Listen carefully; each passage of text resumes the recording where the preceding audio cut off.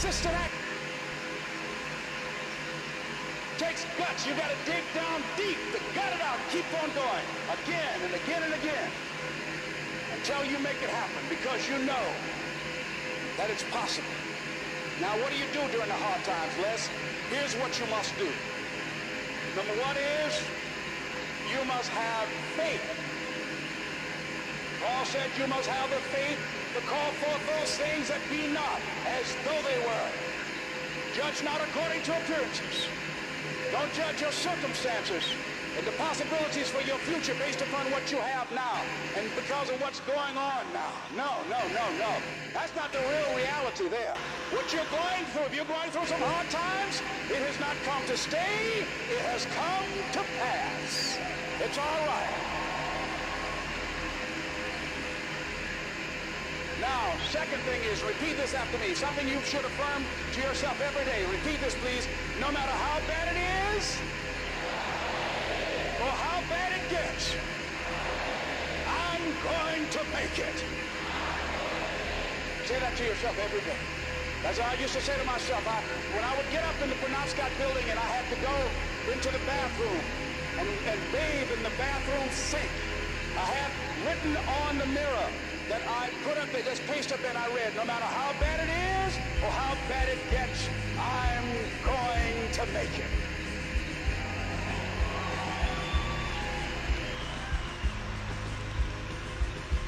So you got to have faith. You talk to yourself. You say that affirmation. The next step is you must have patience and engage in consistent action. Patience and engage in consistent action. See, everything does not always happen, ladies and gentlemen, when we want it to happen. It doesn't happen quickly. So in that process, they have something in the Far East called the Chinese bamboo tree. The Chinese bamboo tree, every day it has to be watered and fertilized. It's a very hard nut, and it takes 5 years of watering and fertilization every day, according to American Geographics, before it breaks through the ground. At any time, if the watering process and the nurturing and the fertilization process is stopped, the Chinese bamboo tree will die in the ground. Now, once it breaks through in that 5th year, then in 6 weeks it grows 90 feet tall. Now the question is, does it grow 90 feet in 5 years or 6 weeks? The answer is obvious. It takes 5 years. That's how long it took to grow it, to build that foundation, to nurture it, to water it, to build the reputation, to build the credibility, to learn the market, to learn people, to learn yourself, to learn the system, to learn how to do it, to figure it out. That's why you must have patience and engage in consistent action. We live in a world, ladies and gentlemen, where people want instant gratification. They want it right now. They want to be a Dexter Yeager, but they're not willing to pay the price to do what it takes to get up there where Dick Hopper is, where Bryant or Judy is. They think it was easy. No. It's simple, but it's not easy. It's a system that if you work the system, it works if you work it. But make no mistake about it, it's hard. You are the determining factor. Here's something else. It's possible you can live your dream. It's necessary that you have goals, that you write them down, that you surround yourself with a support team, that you are creative. It's you that you must take personal responsibility to make it happen. George Bernard Shaw said, the people that make it in this world look around for the circumstances that they want, and if they can't find them, they create them. It's hard. No, easy is not an option. However, ladies and gentlemen, what you will discover is that it's worth it. It's worth it. I suggest to you, if you want to become diamond, write down 5 reasons of why it is worth it for you to become a diamond, to experience that level of achievement. What is it that will give you the drive? What is it that will ignite the courage in you to get up and come back again and again and again. How is it that you would be able, what reasons that can tap in to that deep down feeling that goes to your gut, that no matter how many times you get knocked down, that you're coming back? What is it? Write it down. Let me tell you something, ladies and gentlemen. You saw that picture up there, the lady, Mrs. Mamie Brown. I'm flying from here tomorrow morning to be with my adopted mother. She's 87 years young, thank God. And I'll be with Mama tomorrow. Every Mother's Day, I don't care where I am. I go home, Mother's Day, everybody knows, November 6th, my mother's birthday, I'm home. And I try to go home as often as I can. When I started and left Miami pursuing my dream, because I knew that as long as you work for someone else, they are controlling your destiny. I don't want anybody signing my paycheck but me. I knew that it was going to be difficult. I knew it was going to be hard. But every time I thought about giving up, and there were times I did, because where I am, ladies and gentlemen, it's a long shot. You think being a diamond is a long shot. This is a miracle. This is a long shot. And I had people laughing at me. Les, you're talking about being a motivational speaker? You have no college training. You were labeled educable, mentally retarded. You failed twice in school. They put you back from the 5th grade into the 4th grade, and you failed in the 8th grade. You've never worked for a major corporation, and you are going to become independently wealthy. Right. They laugh. They're going to laugh at you. People are going to laugh at you. But let me tell you, I believe in revenge like French Sinatra. He said the best revenge is massive success.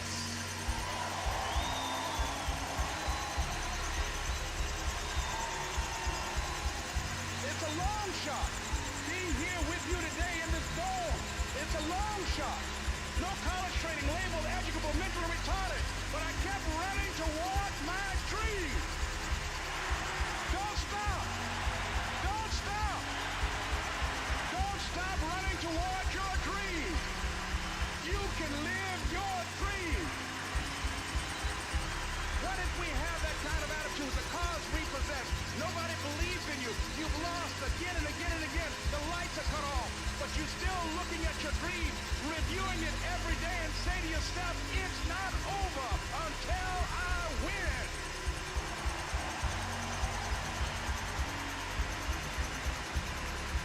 Life will yield to you.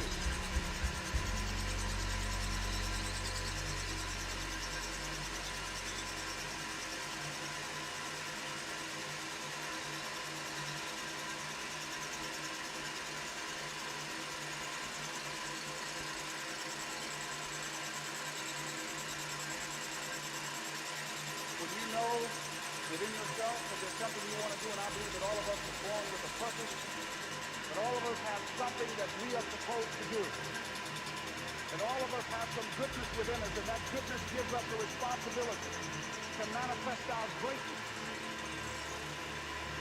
Not only is it possible for you to have your dreams, but it's necessary.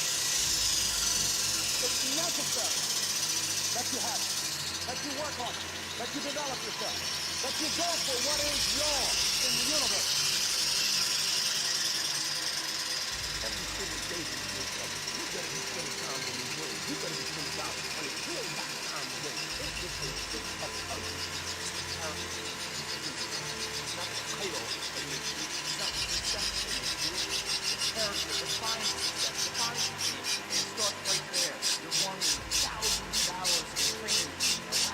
5 a.m. runs and training, never out sleeping. That's when it's won. The heart of champion is a light switch. It's always on. It doesn't go on and off. It's on watching. It's constant. How you do it, something? Your name is attached to it. Do it right. But that's what you're doing every single night. And the problem with some of y'all is you want somebody else to support your dream. It's yours. I don't owe you a dime. It's your dream. If you wanted to have it, you still butt up and make it happen. If you wanted to have it, rise and grind. And if you want to make it bad enough to go out and fight, to work day and night, to give up your time with peace and all that you dream and scheme about. Life seems useless and worthless without it. And if you gladly sweat for it and plan for it, and lose all your terror of the opposition for it, and if you simply go after this thing that you want with all of your capacity, strength and sagacity, faith, hope, and confidence, and stern pertinacity, if neither cold poverty, famish, or gulf, sickness, or pain, of body and brain can keep you away from the thing that you want.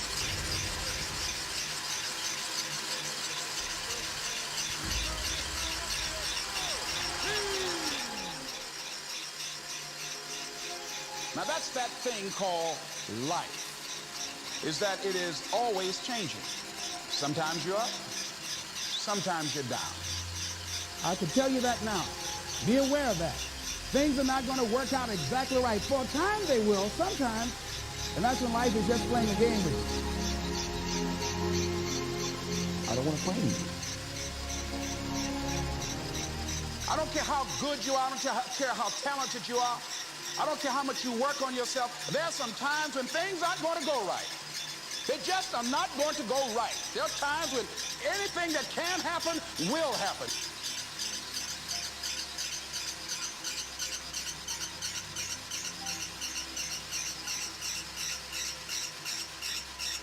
But during those down moments, that's where the growth takes place. That's where the work is. Anybody can feel good when they have their health, their bills are paid, they have happy relationships. Anybody can be positive then. Anybody can have a larger vision then. Anybody can have faith under those kinds of circumstances. See, but the real challenge of growth, mentally, emotionally, and spiritually, comes when you get knocked down. And some of you in your life, the reason why you're not blowing up, the reason why you're not successful, you have not learned to pass. You think just because it's an opportunity, it's for you. And not every opportunity is for you. All of us have experienced some tragedy, and if we haven't, we will. And you can either let it destroy your life, or you can build upon it. You can permit it to let it hold you down, or you can decide, I'm not going to let that happen to me. I'm bigger than this. It's not going to be easy. When you want to change, it's not easy. If it were in fact easy, everybody would do it. But if you're serious, you'll go all out. You all fall down in life. The question is, who gets back up? Forgive and grow. You're about to separate yourself from the pack, and you're about to be on top. You want to begin to move into your own personal greatness. You've got to be willing to go against the tide. You've got to be willing to harness your will and say, in spite of this, I'm in control here. I'm not going to let this get me down. I'm not going to let this destroy me. It's not your circumstances or your situation that determines if you're going to be successful or not. I've been telling you, it's your mindset. It's the way you see it. It's the way you think it. Your mind is the battleground. Touch somebody and tell them the enemy's after your mind. Out to worry you to death. Out to stress you to death. Out to break you down. Out to make you quit. Out to make you think that you can't get up. Out to make you give up on your dreams. The warfare is in your mind. It's not in your checkbook. It's not in the savings account. It's not on your job. The fight that you got to fight is in your mind. And if you whip it in your head, you can whip it in your checkbook. You can whip it on your job. You can whip it out of your children. But you got to try it out of your head. I'm coming back. And I'll be stronger and better because of it. You have got to make a declaration that this is what you stand for. Standing up for peace of mind. You're standing up for health. You're standing up for your dream. You want it.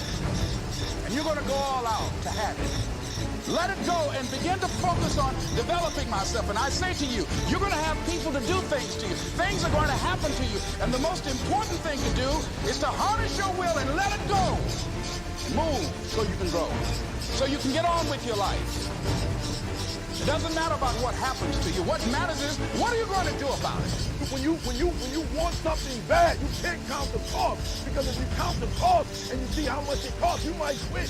You might give up. So you got to go in knowing that I don't count the cost. I do as many push-ups as it takes, as many sit-ups as it takes, as many reps as it takes. I study as long as it takes. I pay whatever the price is. Why? Because if I start counting the cost, I might quit. I might give up. I might surrender. Don't count the cost. You don't count the cost on this one. You don't count how many breaths you take. You don't count it. You get to a point when you don't count it. You just do whatever it takes to get whatever you want. Don't stop. Stay busy. Work your plan. Continue to do those things that you know that work for you after you have evaluated yourself in the situation. Once you make a decision and you go all in and you say, I ain't quitting God this year, I ain't giving up, I ain't giving in, I'll do whatever it takes to be successful. And when you make that decision, when you look you in the mirror, when you tell yourself that, look, I'm through, I'll do whatever it takes, I guarantee you, that's when that begins to happen. Forget about your past. Forget what happened back in the day. Make the rest of your life the best of your life.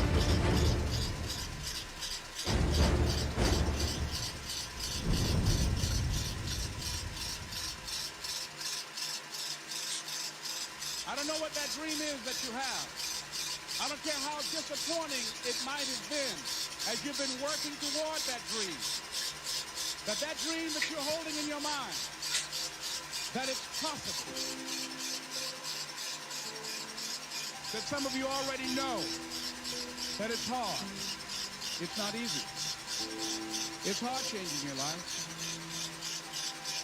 That in the process of working on your dream, you are going to incur a lot of disappointment, a lot of failure, a lot of pain. There are moments when you're going to doubt yourself and say, God, why is this happening to me? I'm just trying to take care of my children and my mother. I'm not trying to steal or rob from anybody.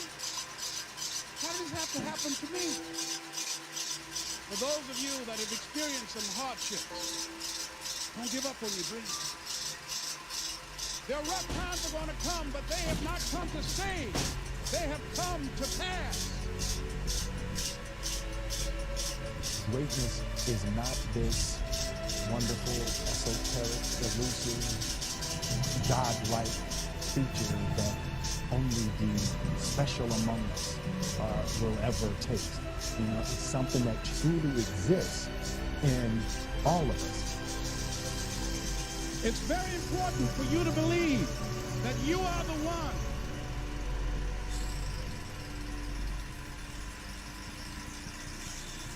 Most people, they raise a family, they earn a living, and then they die. They stop growing, they stop working on themselves, they stop stretching, they stop pushing themselves. That a lot of people like to complain, but they don't want to do anything about their situation. And most people don't work on their dreams. Why? One is because of fear. The fear of failure. What if things don't work out? And the fear of success. What if they do and I can't handle it? These are not risk takers. You spend so much time with other people. You spend so much time trying to get people to like you. You know other people more than you know yourself. You study them. You know about them. You want to hang out like them. You want to be just like them. And you know what? You've invested so much time in them, you don't know who you are. I challenge you to spend time by yourself. It's necessary that you get the losers out of your life if you want to live your dream. But people who are running toward their dreams, life has a special kind of meaning. When you become the right person, what you do is you start separating yourself from other people. You begin to have a certain uniqueness. As long as you're following other people, as long as you're being a copycat, you will never, ever be the best copycat in the world. But you will be the best you could be. I'm telling you to define your value. That everybody won't see it. That everybody won't join you. That everybody won't have the vision. It's necessary to know that you are an uncommon breed. It's necessary that you align yourself with people and attract people into your business who are hungry, people who are unstoppable and unreasonable, people who are refusing to lead life just as it is and who want more. The people that are living their dream of finding winners to attach themselves to. The people that are living their dreams are the people that know that if it's going to happen, it's up to them. If you want to be more successful, if you want to have and do stuff you ain't never done before, number two, I'm asking you to invest in you. To invest in you. Someone's opinion of you does not have to become your reality. That you don't have to go through life being a victim. And even though you face disappointment, you have to know within yourself that I can do this. Even if no one else sees it for me, I must see it for myself. This is what I believe, and I'm willing to die for it. Period. No matter how bad it is, or how bad it gets, I'm going to make it. I want to represent an idea. I want to represent possibility. And some of you right now, you want to be, you know what I'm saying, you want to go to the next level. I want to counsel, you know, I want to be an engineer, I want to be a doctor. Listen to me. You can't get to that level. You can't get to the level economically where you want to be until you start investing in your mind. You're not reading books. I'm challenging y'all to go to conferences. I dare you to invest time. I dare you to be alone. I dare you to spend an hour getting to know yourself. When you become who you are, when you become the person that you were created to be, designed to be who you were designed to be, when you become an individual, what you do is you take yourself and you start separating yourself from other people. I'm telling you to get to a place where people don't like you, it don't even bother you no more. Why? Because you're not concerned with trying to make them happy, because you're trying to blow up. You're trying to get to the next level. I need you to invest in your mind. Invest in your mind. If you still talk about your dreams, if you still talk about your goals, but you have not done anything, just take the first step. That you can make your parents proud, you can make your school proud, you can touch millions of people's lives, and the world will never be the same again because you came this way. Don't let nobody steal your dream. After we face a rejection and a no, or we have a meeting and no one shows up, or somebody say, you can count on me, and they don't come through. What if we have that kind of attitude? The car's repossessed. Nobody believes in you. You've lost again and again and again. The lights are cut off, but you're still looking at your dream, reviewing it every day and say to yourself, it's not over until I win.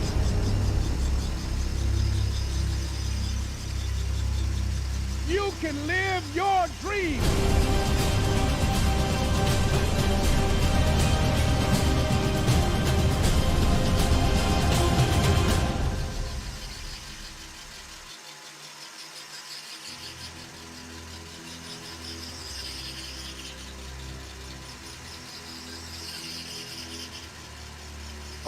The fear of failure was a big one in the beginning.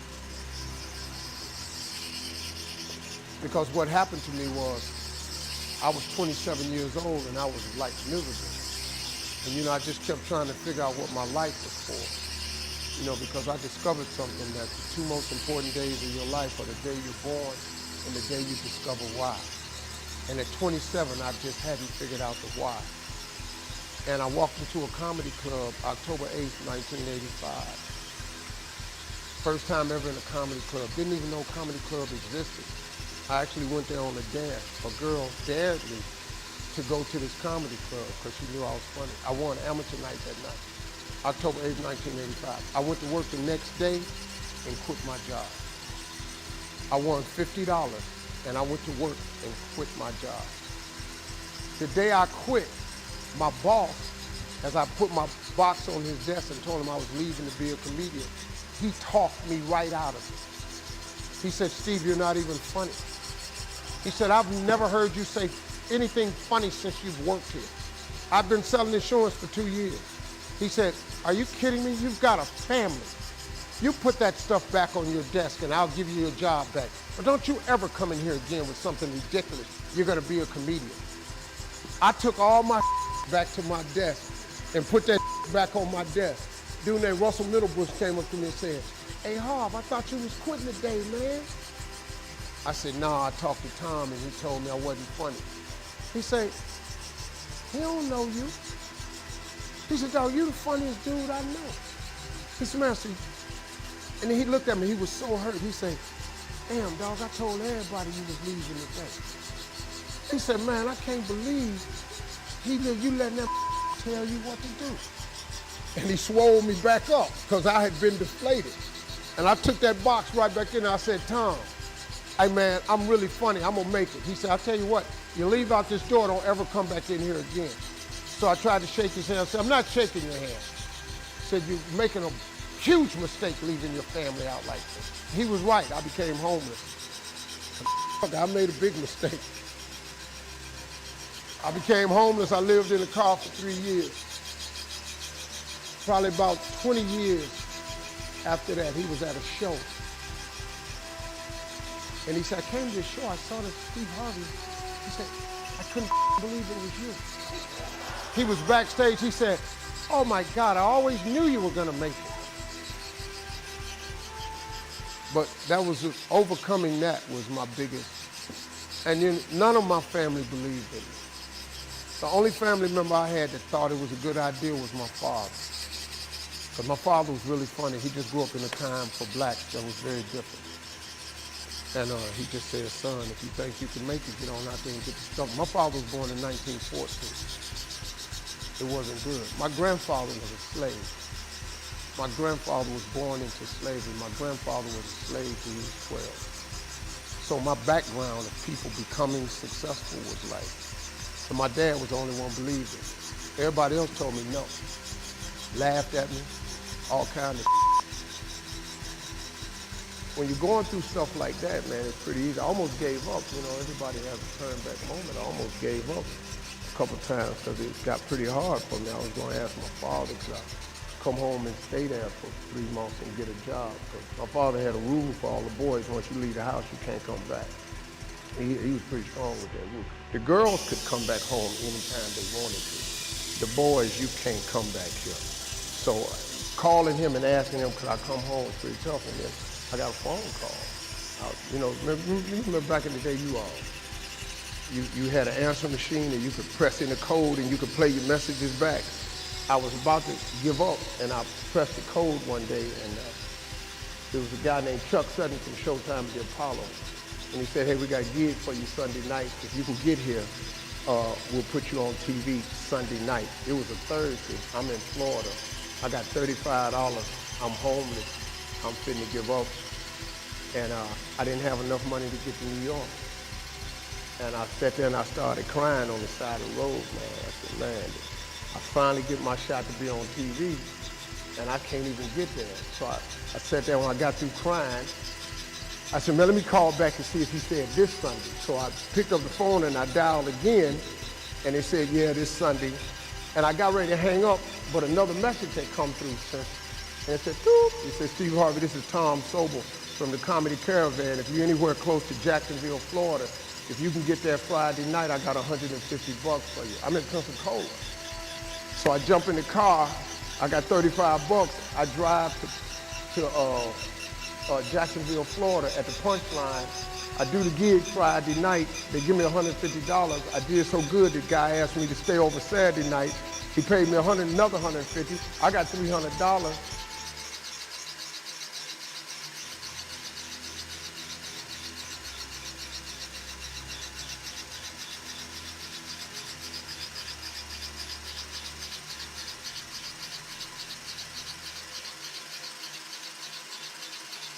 I never wanted to live without some kind of affirmation, some kind of collective feedback.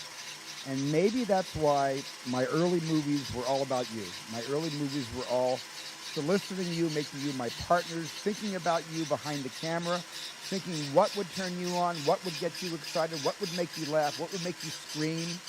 How could I create suspense out of whole cloth when that darn shark never worked?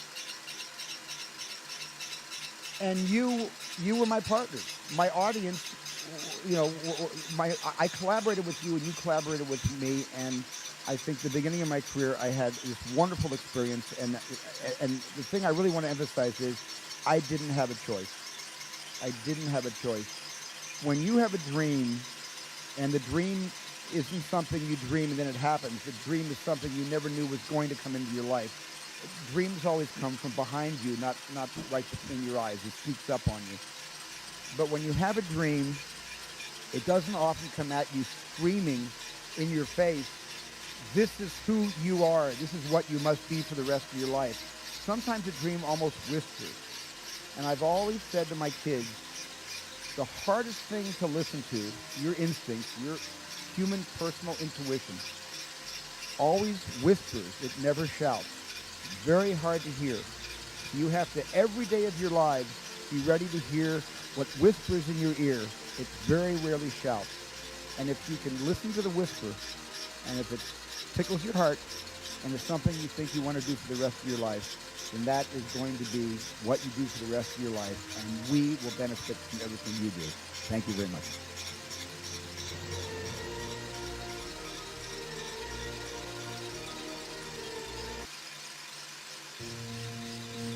When I look at people, I always ask the question, I say, man, tell me what Nike stands for. They said, oh, Inc., that's easy, just do it.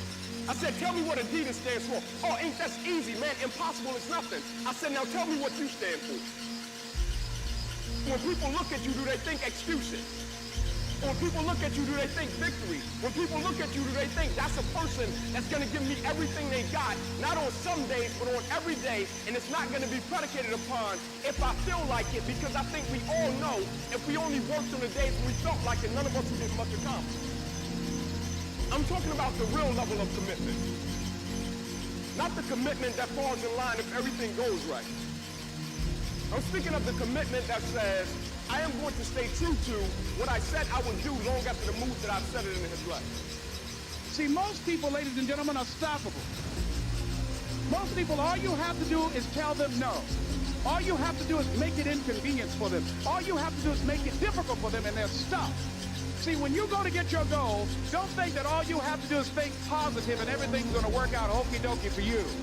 When you go to get your goal, you are sending a telegram to Murphy's Law to visit you personally. You thought you were just going to have a dream and a goal, and you were just going to wake up and just walk into the sunset. You're like, dream, boom. It don't work like that. You have a dream, and then life pumps you. Life pumps you and say, do you really want this? You're going to lose friends. Do you really want this? Do you really want this? Cousins gonna abandon you. People that you used to be like this with gonna think you bougie and don't want to deal with you. It's a part of it, but I paid too much. If I was gonna quit, I would have quit in the abandoned building when I wanted to commit suicide and take my life. I should have quit when I heard my voice say, your mama don't want you, your daddy don't want you, take your life. I got through that, so why I'm gonna quit over an F on a grade? Come on. And so I'm telling y'all, you have come too far to quit now. You have invested too much to quit now. You have lost too much to quit now. Don't cry about it. Don't whine about it. Get a reward for your pain. And so by being committed to everything that I started, I finished it. It built a certain type of spirit. It built a certain type of mentality. It built a certain type of individual. And so now I couldn't quit even if I wanted to. I couldn't stop even if I wanted to. I had too much sweat equity in my life and everything that I was doing. You're too close to quit now. You gotta take another lap. You gotta take another lap, because you never know. This might be the one. You can't stop because you're tired. You can't stop because you got your feelings hurt. You gotta take another lap. Keep walking, keep walking, keep walking. You're gonna make it. You're gonna do it. You got an unstoppable fire. Come on, take another lap. Don't you stop. Don't stop walking.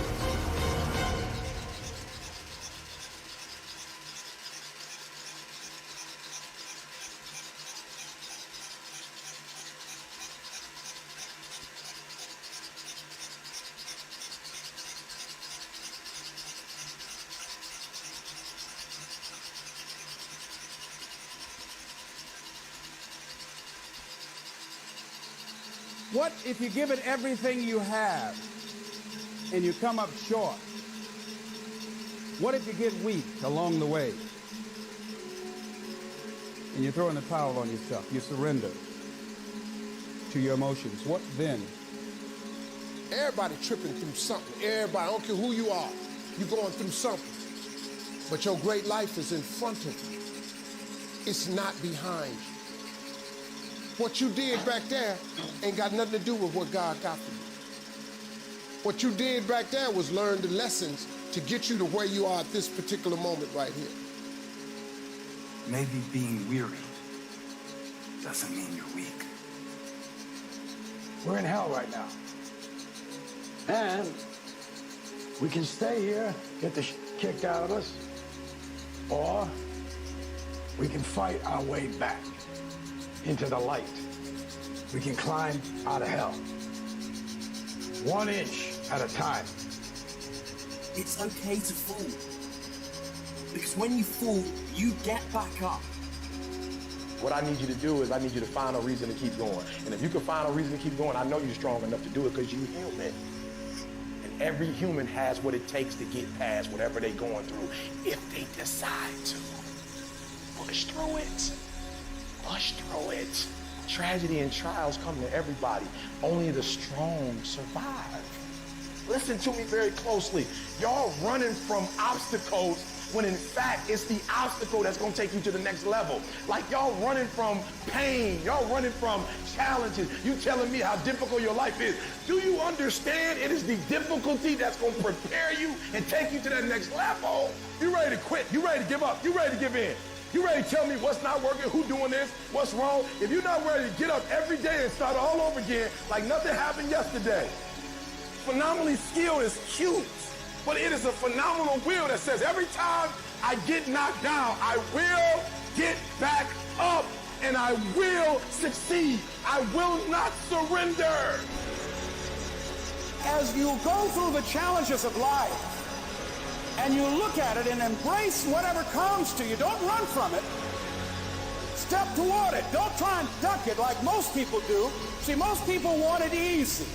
See, easy come, easy go.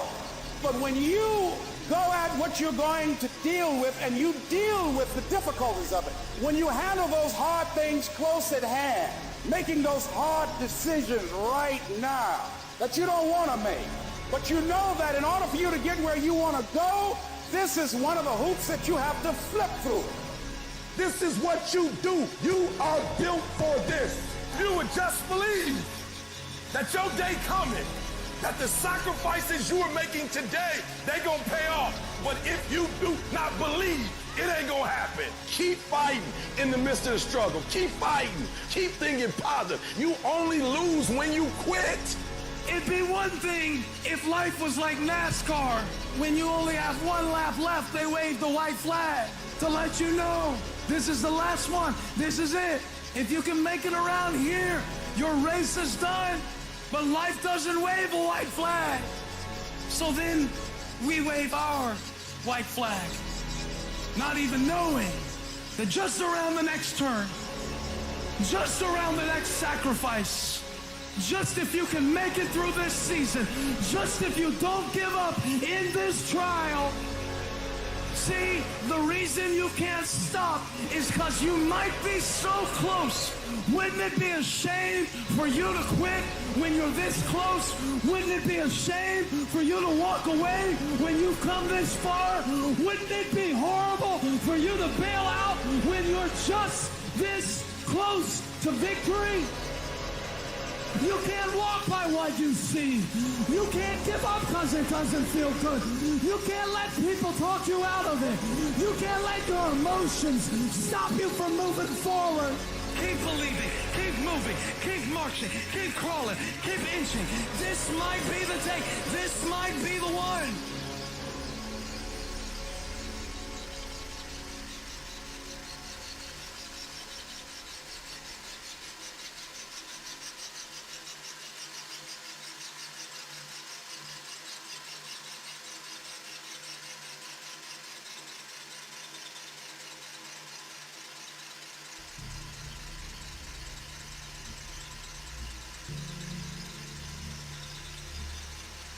It's not easy.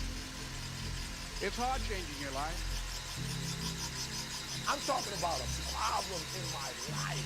So for you, I don't know what it is, but that problem, you cannot ignore it. Why? It will not go away. It will not go away on its own. It will not. You won't just wake up one day and it won't be there anymore. It's going to be there and it will haunt you for the rest of your life. So I'm telling you from personal experience, deal with it. Deal with it. And the sooner you deal with it and the sooner you overcome it, the sooner you get to your rewards, baby. The sooner you get on the other side of it, the sooner you begin to feel fulfillment. The sooner you get on the other side is self-actualization. Your dreams become a reality. The sooner you get on the other side of the problem is a wealth of success. The sooner you deal with the fact that you have pesticides, deal with it. It's not the end of the world. Deal with it. Because when you deal with it, you can create a solution for it and you can get over it. Deal with it. that you and your children don't have the best relationship. Deal with it. Deal with the fact that you are a procrastinator. Deal with the fact that it's hard for you to execute. Deal with the fact every time something happens, you're worried about it. Deal with the fact that you have this anxiety that every time you're about to reach another level of success, every time you're about to go to another level, you feel overwhelmed. Deal with the fact that you're struggling with your success, that you feel like, why me and why not my sister? Or why me? Why not other people? Deal with the fact that you feel guilty that you're successful. Deal with it. And ladies and gentlemen, I started working on my dream. And most people don't work on their dreams. Why? For many years I didn't. One is because of fear. The fear of failure. What if things don't work out? And the fear of success. What if they do and I can't handle it? The other thing is that most people, ladies and gentlemen, they get comfortable. They stop growing. They stop working on themselves. They stop stretching. They stop pushing themselves. And they end up becoming very cynical about life, and they throw in the towel on themselves, and on their families, and on their dreams. And the other thing is that most people don't feel worthy. What I'm doing now, I could have been doing years ago. But because I did not have a college education, because I didn't believe in myself, because I allowed other people's opinion of me to control my destiny, I didn't act on my ideas. And not only is it important for you to know it's possible for you to choose your future, but it's necessary that you work on yourself, that you develop yourself. It's necessary that you get the energy drainers out of your life, people who don't want anything, people who are not striving, people who are not challenging themselves, people who aren't growing, people who have stopped dreaming. It's necessary that you align yourself with people and attract people into your business who are hungry, people who are unstoppable and unreasonable, people who are refusing to leave life just as it is and who want more. My mother used to say, birds of a feather flock together. If you run around with losers, you will end up a loser. It's necessary that you get the losers out of your life if you want to live your dream. The next step is, that is you. That is you. That no one can do it for you but you. And even though you face disappointments, even though you will experience some setbacks, it goes with the territory. You must understand that. What if all of us took that attitude after we face a rejection and a no, or we have a meeting and no one shows up, or somebody say, you can count on me, and they don't come through?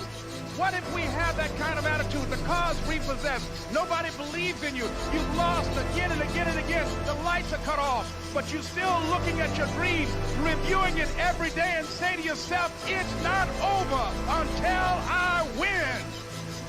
You are going to incur a lot of disappointment, a lot of failure, a lot of pain, a lot of setbacks, a lot of defeats. But in the process of doing that, you will discover some things about yourself that you don't know right now. What you will realize is that you have greatness within you. What you'll realize is that you're more powerful than you can ever begin to imagine. What you will realize is that you are greater than your circumstances, that you don't have to go through life being a victim. What I'd like for you to do right now, I want you to think about your dreams, because I'm in a room full of dreamers. Think about your dream right now. I want you to think about it and envision it. Now, ladies and gentlemen, let me share something with you.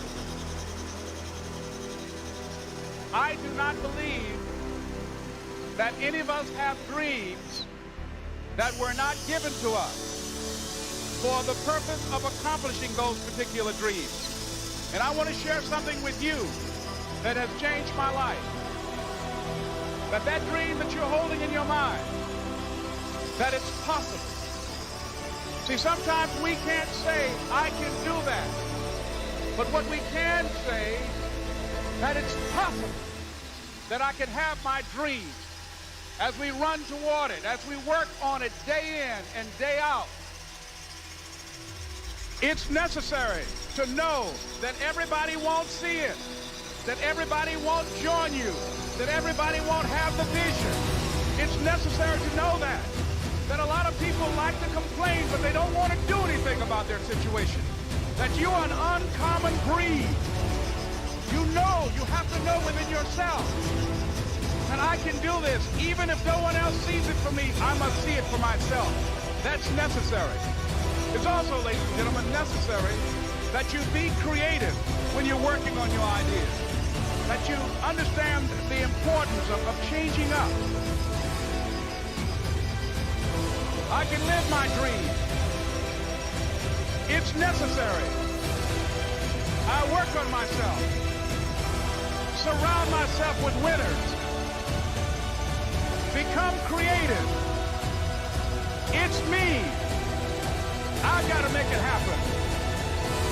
It's not over until I win.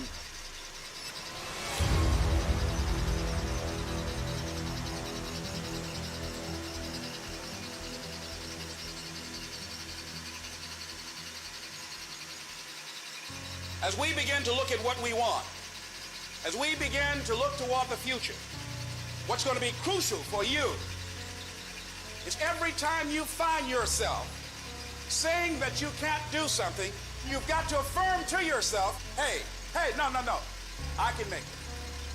This can happen for me. You've got powers within you, talents within you that you haven't even reached for yet. Now, whatever goal you have, here's what we know. You're going to have some opposition. You're going to have some difficulties. You're going to have some challenges. Long journey, long dark night. But when you hold on to your dream, don't let anybody kill it in you. Just hold on to that dream. When it doesn't make sense to anybody, including you sometimes, just hold on. Once you give yourself an opportunity to try and to stretch, you'll find out you can do more than you can ever begin to imagine. The first level to success in life, the very first level, is you seeing it. Like it's clear to you. You know exactly what you want. You know exactly when you want it. You know exactly what it tastes like. You know what it looks like. Before you really blow up, and you get success, you literally have it in the palm of your hand without having it. What does your dream look like? What does it smell like? What does it taste like? The problem with some of y'all is you want somebody else to support your dream. It's yours.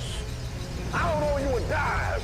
It's your dream. If you wanted to have it, get your butt up and make it happen. If you wanted to have it, rise and grind.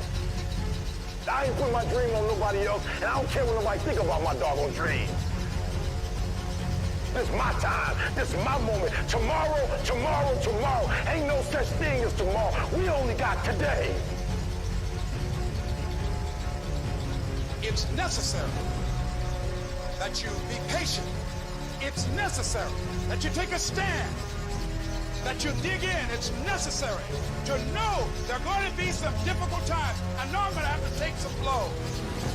Find out how strong I am. Can I stand up? I know I'm going to experience some rejection and disappointment. I know there are going to be some hard decisions to make. The things are going to be so uncertain that I'm going to feel overwhelmed and feel like I can't handle it. I know I'm going to experience all of that. Why? It's necessary. It's a part of life. It's called life. All of that will create you to a certain kind of that as you go through that experience, what you become in the process, that you'll discover a part of you that you did not know was there. Don't cry to give up. Cry to keep going. Don't cry to quit. You already in pain. You already hurt. Get a reward from it. Don't go to sleep until you succeed. It's about heart. You gotta have heart. Pain is temporary. It may last for a minute, or an hour, or a day, or even a year. But eventually, it will subside. And something else will take its place. If I quit, however, it will last forever. I dare you to take a little pain. I dare you. I dare you not to go home. Somebody said, I don't go home, I feel bad. Go through it. You ain't gonna die. At the end of pain is success.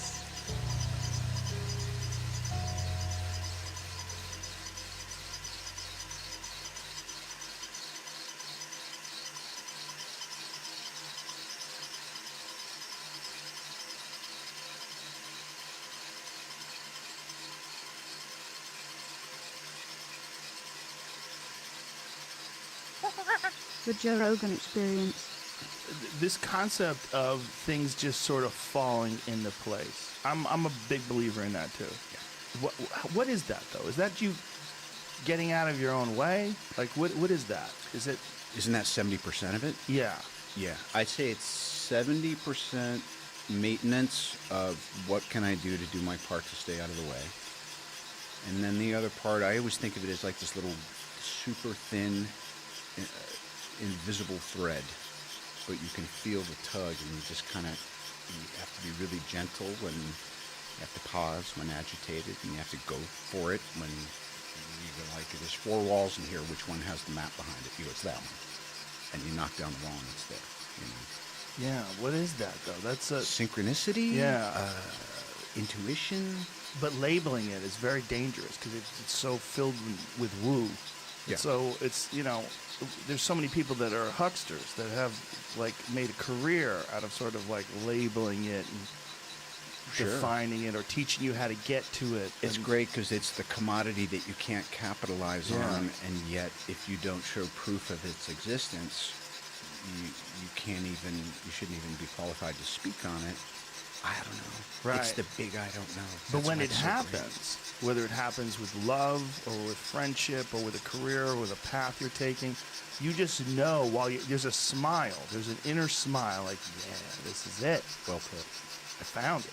This is it. I'm supposed to be doing this. Here we go. Here we go. Yeah. And I really feel, it's so funny at this point in my life and being, you know, kind of middle-aged and all that. Well, I know I'm going to fly around the world and I'm going to sell some soap. And I know I have a new project, and I know I've just retired my jersey on this 12-year journey I've been on. And how do I want to start? And it came up, how would you like it? I go, yes, that's exactly what I'm going to do. I'm going to go have the Joe Rogan Experience and kick off this year and this season and this new chapter by doing what I love, which is an interview as we're looking at each other, and there's a give and take. But to answer the question, it can be anticlimactic like anything. I mean, this is surreal, you know? I've maybe seen you around a little bit, but I feel like I know you because I see you all the time and I listen to you, and I'm a martial arts nut. And yeah, isn't it? Sometimes when you get outside of the fortunate, interesting, creative experience you're having, you kind of go like, it's very dreamlike. Yeah. Yeah, my whole life's a dream. Yeah. Except for the ramifications. The ramifications. Those are real. When those come back and bite you in the ass, you're like, yikes, this isn't a fucking dream at all. This is dangerous. Yeah, I remember the first time I met Phil Hartman. I was stunned that I was actually like sitting, we were at a table read, and I was sitting across from him, and I'm like, how the fuck, you're a famous guy. Like, you're a really famous guy. Like, I've seen you in movies, man. Like, yeah. I've seen you on television. Here you are, right there. How weird. You know, and it seems it's very hard to be normal. And then after a while, that becomes normal. And then the fact that it becomes normal becomes surreal. And then it really feels like a dream. Like, when I meet people like you, like, we've just met an hour or so ago, and yet instantly I feel like I know you. Yeah. Yeah, it's very strange. But you're not full of shit. You know, when someone's not full of shit, it's pretty easy to get to know them. You say something, I say something back, go, oh, I know how he works. I see what's going on in there. This is an actual human. Here we go. We're talking. There's a good litmus, too, because you watch your show pretty quick. And I just love it, too, because in your show, you literally, you start, it's a rolling start with you every time. You come into the show and you're already kind of thinking about stuff. So it feels very organic. And part of me even this morning was like, I hope he looks into my eyes and doesn't see a complete and utter foolish fraud, because I would probably believe him if he mirrored that back to me. Oh no, that's a danger, right? Yeah, if you respect someone and they think you're a fucking idiot, you're like, oh no, I might really be a fucking idiot. But there's been times when, in just being myself, someone who I respect has looked at me and said, what are we talking about? Yeah, what are you even saying? For sure. And you remember that because it kind of, it stiff arms you. But part of those are good because you realize, well, you were probably off on a fucking stupid tangent. Yeah. And that's part of being a person. You know, part of being a person is like, I don't know what the next word out of my mouth is going to be right now. No one ever does. Unless you do, and if you do, it's kind of weird. some people are poker players. I respect some people that are that, because there's an ability to, maybe it's fear-based, but I always appreciate people who, those people like their icons or big shots, or that they hold a certain esteem, and all of their texts are very simple. It's like, yes, we should fix that. Sure. Yeah, sure is my favorite. Sure. Okay. On it. Yeah. Yeah. No periods either. Like, you don't have time to make a period. It beats the all caps texts. Yeah. Oh, I don't like those at all. Those people are weird. Although C.T. Fletcher, he sends me all kinds of shit. Huh. I love him. But he's shouting at everything. Everything is a shout. Yeah. But yeah, the surreal part is, I think part of the reason I'm still so interested, not just in life, but also, getting to do what I do, is I'm a fan. I love movies. I love creativity. I love music. I love culture. And the fact that I actually have a place in it while I'm observing it and digging it is like, it's an honor. Well, that's a beautiful perspective. And that shows in how you carry yourself, and it shows in the work that you do appreciate it. One of the saddest things is someone who's in an amazing position who doesn't appreciate it, and that drives other people crazy too. Like, prima donnas drive people crazy for a variety of reasons, but one of the big ones is you don't appreciate how fortunate you are. Like, and people love when people appreciate good fortune and appreciate a well-earned position, and are, engrossed in a beautiful life of something that they really enjoy and something that really inspires them. Well, I need to be kept right-sized, because I can easily fall into self-seeking and depression and self-pity and judgment and all that stuff. It's kind of it's a bit of a default. But I spend enough energy, and I've had enough help over enough years to actually just say, oh, that's just awful, destructive behavior. You're entertaining in your head, Bad patterns, just bad thought patterns. Yeah. Yeah, I think we could all fall into those. I'm ruthlessly self-critical, and for me sometimes it's very hard to step outside and just take a pause and recognize that not everything's going to be right the first time you try it.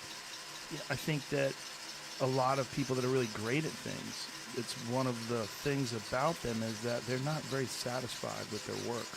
Like, they're always looking to improve it. They're always looking for it to be better, and then that can start that cycle in their head of self-loathing and anxiety and anger at their performance or their work or whatever it is. Yeah. And then that can lead to depression, and that can lead to just self-hate. Yeah. And what are your tolerances? Like, I'll be the first to tell you, like, do certain movies, or we were doing Tropic Thunder, or one of the first, Iron Man movies, I'd go over to the monitor, I'd be like, play that back again. That was so good. Dude, let me see that again. I need confirmation. Yeah. Because it's always a miracle. You stayed in frame. You got the line right. Your eye line was right. The lighting was right. The sensibility was right. And you just look at it and you go, oh. It's like, I don't know, for me, it's like the playback of the perfect Superman punch KO, and just go, show me that again. Yeah. Or when we were shooting Tropic Thunder, I had a little teaser clip for Iron Man, but it wasn't coming out until the next year, and we were going to go to Comic-Con, and so I got to see it and show it to people, and they're like, oh, I think that movie's going to do pretty good. And then when we went to Comic-Con, we saw it, but it used to be like that with music too. Like, I write music, I haven't for some time, but you would write something and then you just listen to it on the loop, because you go, wow, that's not, I know that I was here and I did that, but it feels kind of inspired, and, yeah. and you want to get on it. So. But yeah, self-critical is important, as long as it doesn't bleed out into and over the edges and just make everyone else miserable. Right. Again, get out of your own way. Yeah. Again, I mean, that's one of the many tenets of life. Learn how to get out of your own way with everything, including with creative endeavors. It seems like that thing that you said about music, most people who write things or create things say that it's they know they're doing it. Like, if you make a great sculpture, you know you're doing it. but where is it coming from? Like, what is the idea that manifests itself into this perfect thing that you can step back and look at, and it seems surreal? That how did I create that? Yeah. Did I? I don't know if I did. I mean, I definitely made my fingers move, but I don't know if that's me. Who wrote that music? Who performed it? I know you did, but there's a thing inside you that sort of like tunes in to this energy of ideas, and then it comes through you. And again, you kind of have to get out of your own way while you're writing something. And then when it comes out, it's a weird feeling. It's not like if you hammer a nail into a board, you fucking are very aware you did that. You're very aware. But there's something about the creative process that's you're not totally there. It's weird. Yeah, because it is you and it isn't you. Right. What does you even mean? I love it. You always hear it too in sports. It's like, how'd it go today, Federer? Oh, I was out of my mind. I was not in my mind. It was a beautiful day, and I think you saw the results. Yeah.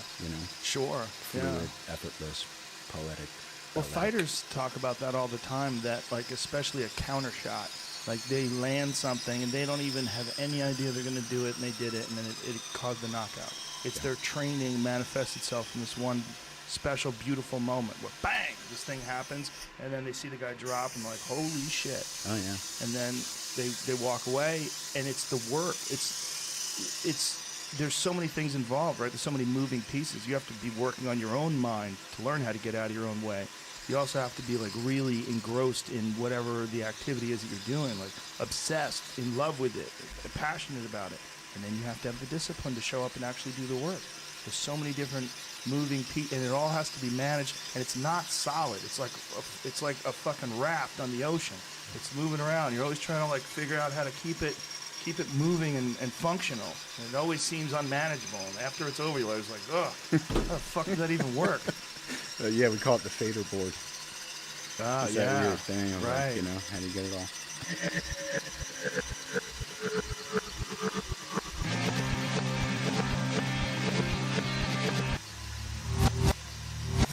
You can't connect the dots looking forward. You can only connect them looking backwards. So you have to trust that the dots will somehow connect in your future. You have to trust in something, your gut, destiny, life, karma, whatever. Because believing that the dots will connect down the road will give you the confidence to follow your heart, even when it leads you off the well-worn path. And that will make all the difference. Your time is limited, so don't waste it living someone else's life. Don't be trapped by dogma, which is living with the results of other people's thinking. Don't let the noise of others' opinions drown out your own inner voice. You've got to find what you love, and that is as true for work as it is for your lovers. Your work is going to fill a large part of your life, and the only way to be truly satisfied is to do what you believe is great work. And the only way to do great work is to love what you do. If you haven't found it yet, keep looking and don't settle. Have the courage to follow your heart and intuition. They somehow already know what you truly want to become. But you're going to have some ups and you're going to have some downs. Most people give up on themselves easily. You know the human spirit is powerful. There's nothing as powerful. It's hard to kill the human spirit. Anybody can feel good when they have their health, their bills are paid, they have happy relationships. Anybody can be positive then. Anybody can have a larger vision then. Anybody can have faith under those kinds of circumstances.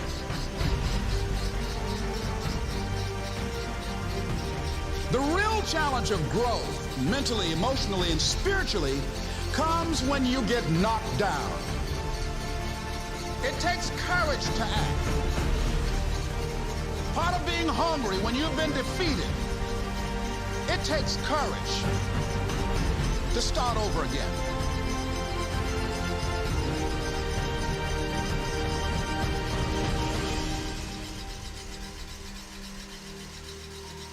Fear kills dreams.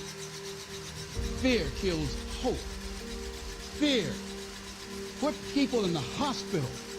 Fear can age you. can hold you back from doing something that you know within yourself that you're capable of doing, but it will paralyze you.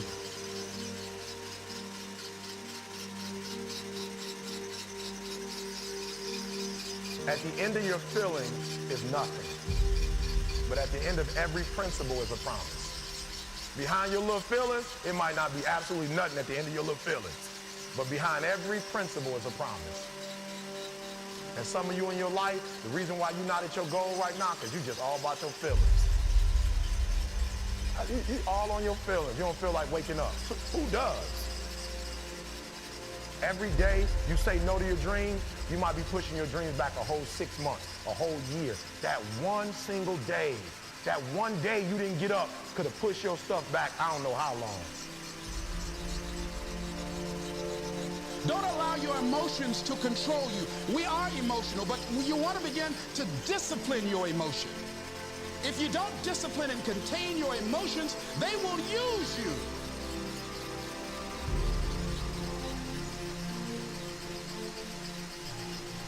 You want it, and you're going to go all out to have it. It's not going to be easy.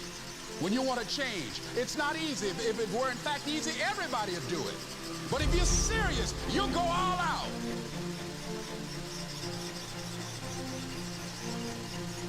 I'm in control here. I'm not going to let this get me down. I'm not going to let this destroy me. I'm coming back. And I'll be stronger and better because of it. You have got to make a declaration that this is what you stand for. You're standing up for your dreams. You're standing up for peace of mind. You're standing up for health. Take full responsibility for your life. Accept where you are and the responsibility that you're going to take yourself where you want to go. You can decide that I'm going to live each day as if it were my last. Live your life with passion, with some drive. Decide that you're going to push yourself. The last chapter to your life has not been written yet, and it doesn't matter about what happened yesterday. It doesn't matter about what happens to you. What matters is, what are you going to do about it? This year I will make this goal become a reality. I won't talk about it anymore. I can. I can. I can.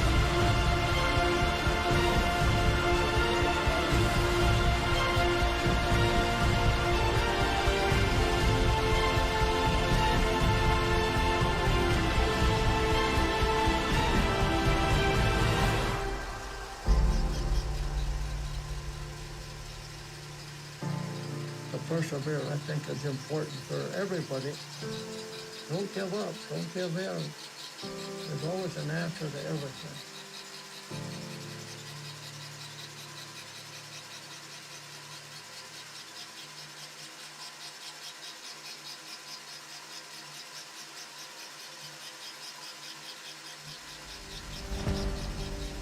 What's stopping you?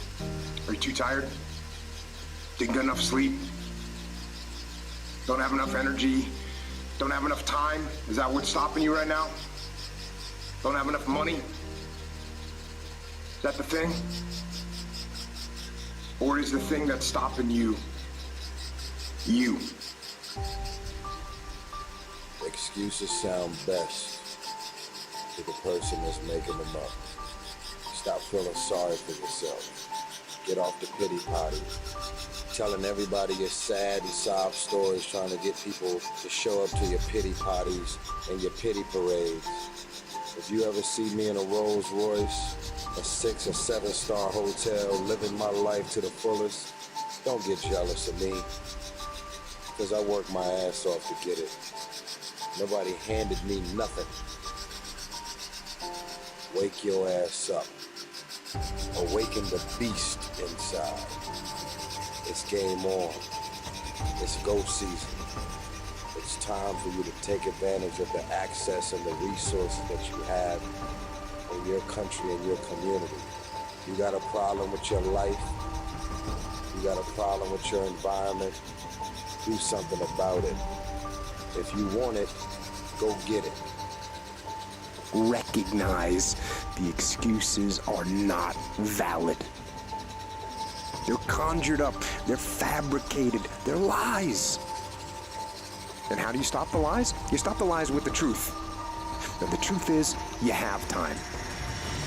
You have the skill, you have the knowledge and the support and the willpower and the discipline to get it done. The fruit of everything good in life begins with a challenge.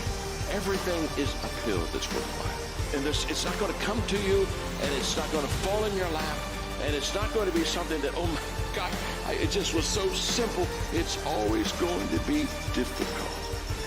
If you want it, you gotta go get it. This is your chance. This is your shot. This is your moment. This is your time. This is your place. This is your opportunity.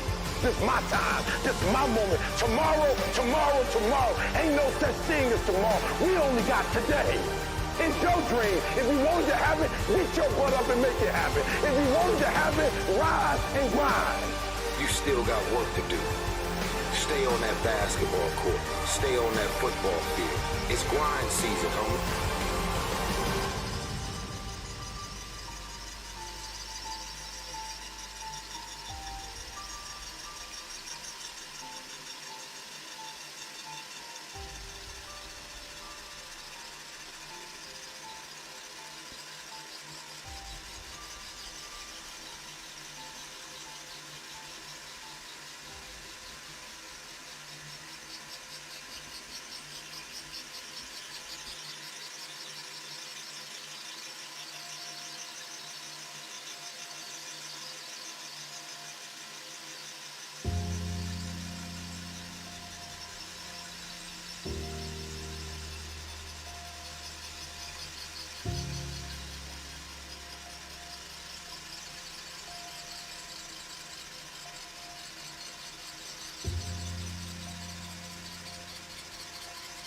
When I was 17, I read a quote that went something like, if you live each day as if it was your last, someday you'll most certainly be right. It made an impression on me, and since then, for the past 33 years, I've looked in the mirror every morning and asked myself, if today were the last day of my life, would I want to do what I am about to do today? And whenever the answer has been no for too many days in a row, I know I need to change something. Remembering that I'll be dead soon is the most important tool I've ever encountered to help me make the big choices in life. Because almost everything, all external expectations, all pride, all fear of embarrassment or failure, these things just fall away in the face of death, leaving only what is truly important. Remembering that you are going to die is the best way I know to avoid the trap of thinking you have something to lose. You are already naked. There is no reason not to follow your heart. The first step before anybody else in the world believes it is you have to believe it. There's no reason to have a plan B because it distracts from plan A.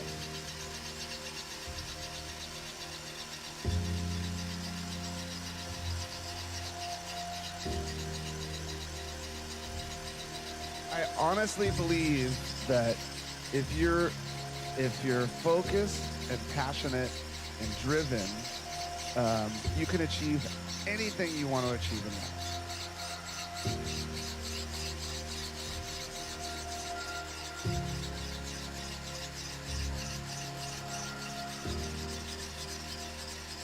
Your time is limited, so don't waste it living someone else's life. Don't be trapped by dogma, which is living with the results of other people's thinking.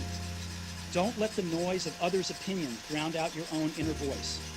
And most important, have the courage to follow your heart and intuition.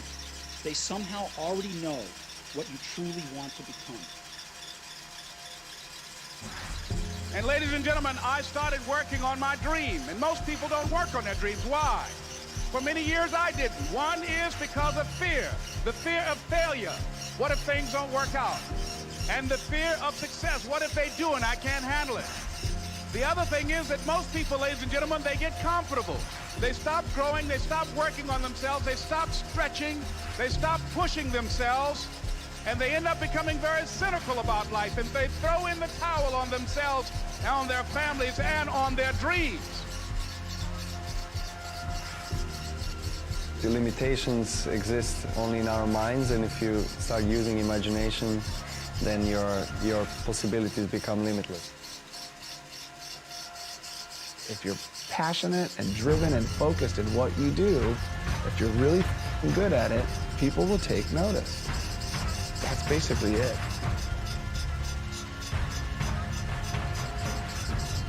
See, sometimes we can't say, I can do that. But what we can say, that it's possible that I can have my dream as we run toward it, as we work on it day in and day out, working on my dream. And I want you to think about whatever your dream is. Because I was willing to take a chance, and most people won't do that. Most of the people that you talk to try and bring them into the business, these are not risk takers. Most people have done all that they're ever going to do. They raise a family, they earn a living, and then they die. But people who are running toward their dreams, life has a special kind of meaning. And here's what I will share with you, that in the process of working on your dreams, you are going to incur a lot of disappointment, a lot of failure, a lot of pain, a lot of setbacks, a lot of defeats. But in the process of doing that, you will discover some things about yourself that you don't know right now. What you will realize is that you have greatness within you. What you'll realize is that you're more powerful than you can ever begin to imagine. What you will realize is that you are greater than your circumstances, that you don't have to go through life being a victim.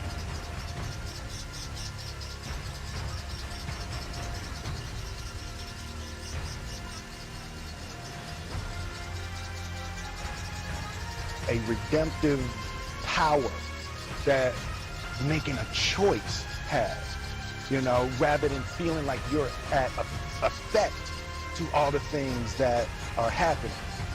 Make a choice, right? You just decide what it's going to be, who you're going to be, how you're going to do it. Just decide.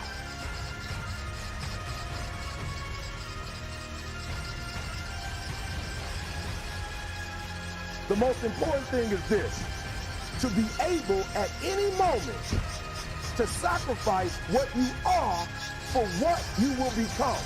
And I'm here to tell you, number one, that most of you say you want to be successful, but you don't want it bad. You just kind of want it. You don't want it badder than you want to party. You don't want it as much as you want to be cool. Most of you don't want success as much as you want to sleep. And I'm here to tell you today, if you're going to be successful, you've got to be willing to give up sleep. When you want to succeed as bad as you want to breathe, then you'll be successful. And when you get to the point where all you want to do is be successful as bad as you want to breathe, then you'll be successful.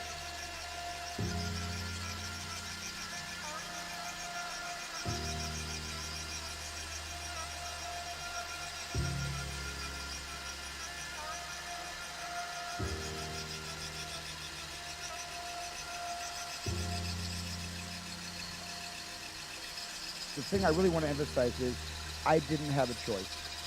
I didn't have a choice. When you have a dream, and the dream isn't something you dream and then it happens. The dream is something you never knew was going to come into your life. Dreams always come from behind you, not right between your eyes. It sneaks up on you. But when you have a dream, it doesn't often come at you screaming in your face, this is who you are. This is what you must be for the rest of your life. Sometimes a dream almost whispers. And I've always said to my kids, the hardest thing to listen to, your instincts, your human personal intuition, always whispers, it never shouts. Very hard to hear. You have to, every day of your lives, be ready to hear what whispers in your ear. It very rarely shouts. And if you can listen to the whisper, and if it tickles your heart, and it's something you think you want to do for the rest of your life, then that is going to be what you do for the rest of your life, and we will benefit from everything you do. Thank you very much. Young people understand, this young man made 10, 15, 20 short films before he got the opportunity to make Moonlight. So never give up. Without commitment, you'll never start. But more importantly, Without consistency, you'll never finish. It's not easy. If it was easy, there'd be no Kerry Washington. If it was easy, there'd be no Taraji Henson. If it were easy, there'd be no Octavia Spencer. But not only that, if it were easy, there'd be no Viola Davis. If it were easy, there'd be no Michael T. Williamson, no Stephen McKinley Henderson, no Russell Hornsby. If it were easy, there'd be no Denzel Washington. So, keep working, keep striving, never give up, fall down 7 times, get up 8. I think one of my greatest inspirations or things that I would feed off of basically was just obviously people not believing in the cloud of doubt that kind of I felt hung over my head and wanted to just prove everybody wrong. You know what I mean? I wanted to make it, and I was going to make it regardless of what anybody said. First of all, you have to make sure that this thing is for you and it's who you are, and you're built for this. You know, and then you have to give it the passion that's necessary. You know, like I said, I don't do it for the money. The money is going to come. I do it because of the love that I have for it. You know what I'm saying? If I was a plumber or something like that, I still would make hip-hop records. That's how much love I have for it, you know? I feel like right now, I've been in the game close to 27 years, and I've actually thought about this just recently. Out of the entire my 27-year career, there's only been 2 weeks that I've been out of the studio. I've never been out of the studio longer than 2 weeks in my entire career. That's how much love I have for this thing that I do. So that's the thing, just the passion that you have for it, and really, really put your all into it, and make sure that your word is the last word. That way, you don't play the blame game or anything like that. If it comes out hot, it's on you. If it doesn't come out hot, it's on you. You know what I'm saying? That's all it is to it. What you gonna do? You gonna find something that you love to do and have a passion for it, or you gonna stay, mingling in the streets until something major happens? So the moment I defined myself and freed myself was the time I locked myself in the studio and said, you need to do music. Now, when I was 15 years old, I had a very important person in my life come to me and say, who's your hero? And I said, I don't know, I gotta think about that. Give me a couple of weeks. I come back 2 weeks later, this person comes up and says, who's your hero? I said, I thought about it. You know who it is? I said, it's me in 10 years. So I turned 25 10 years later. That same person comes to me and goes, so are you a hero? And I was like, not even close. No. He said, why? I said, because my hero is me at 35. So you see, every day, every week, every month, and every year of my life, my hero's always 10 years away. I'm never gonna be my hero. I'm not gonna attain that. I know I'm not. And that's just fine with me, because that keeps me with somebody to keep on chasing.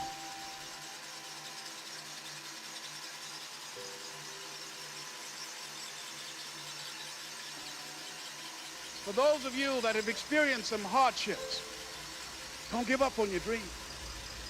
No one could have convinced me by holding on, by continuing to push forward, by continuing to run toward my dream. It's very important as you hold on to that dream. There are moments when you're going to doubt yourself. There are rough times are going to come, but they have not come to stay. They have come to pass. It's very important for you to know that. Don't say I'm having a bad day. Say I'm having a character building day. The people that are running after their dream know they're going to have hard times. They keep on running because they're saying within themselves, I'm the one. I'm the one. No matter how bad it is or how bad it gets, I'm going to make it. The people that are running after their dreams are the people that are hungry. If you want to make your dream become reality, the people that are running at their dreams know that it's possible that you can live your dream, that it's necessary, that you're relentless, that you have a plan of action, that you are creative. The people that are living their dream are finding winners to attach themselves to. The people that are living their dreams are the people that know that if it's going to happen, it's up to them. And they're resolving within themselves, it's not over until I win. But not only is it important that you believe and begin to know that it's possible for you to live your dream as you run toward it, but I've done something that I want to share with you called Choosing Your Future. In fact, I've developed a set of tapes talking about how to begin to create your own reality by choosing your future. And not only is it important for you to know it's possible for you to choose your future, but it's necessary. that you work on yourself, that you develop yourself. It's necessary that you get the energy drainers out of your life. People who don't want anything, people who are not striving, people who are not challenging themselves, people who aren't growing, people who have stopped dreaming. It's necessary that you align yourself with people and attract people into your business who are hungry, people who are unstoppable and unreasonable, people who are refusing to leave life just as it is and who want more. My mother used to say, birds of a feather flock together. If you run around with losers, you will end up a loser. It's necessary that you get the losers out of your life if you want to live your dream. I love this one. Fail early, fail often, fail forward. You know, it's always a little bit frustrating to me when people have a negative relationship with failure. Failure is a massive part of being able to be successful. You have to get comfortable with failure. You have to actually seek failure. Failure is where all of the lessons are. You know, when you go to the gym and you work out, you're actually seeking failure. You want to take your muscles to the point where you get to failure, because that's where the adaptation is. That's where growth is. Successful people fail a lot. They fail a whole lot more than they succeed, but they extract the lessons from the failure, and they use that, the energy, and they use the wisdom to come around to the next phase of success. You gotta take a shot. You have to live at the edge of your capabilities. You gotta live where you're almost certain you're gonna fail. That's the reason for practice. Practice is controlled failure. You're getting to your limit, getting to your limit, getting to your limit. You can't lift that, you can't do that, until you get to the point that all of a sudden your body makes the adjustment, and then you can do it. Failure actually helps you to recognize the areas where you need to evolve. So fail early, fail often, fail forward.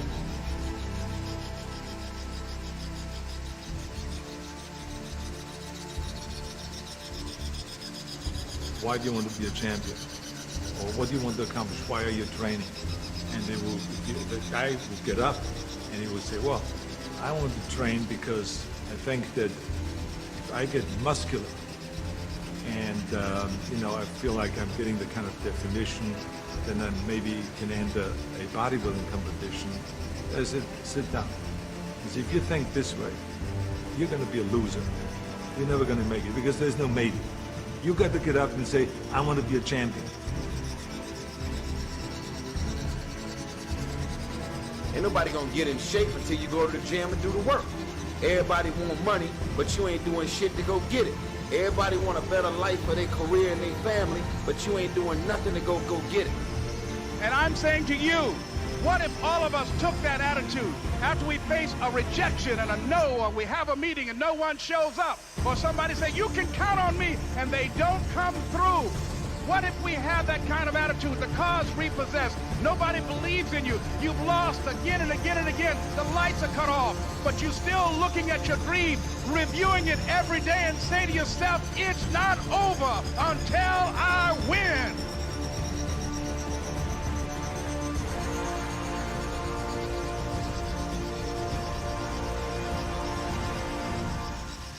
You ain't gonna believe this, but you used to fit right here.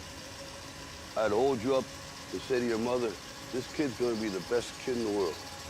This kid's gonna be somebody better than anybody ever knew. And you grew up good and wonderful. It was great just watching you every day. Was like a privilege.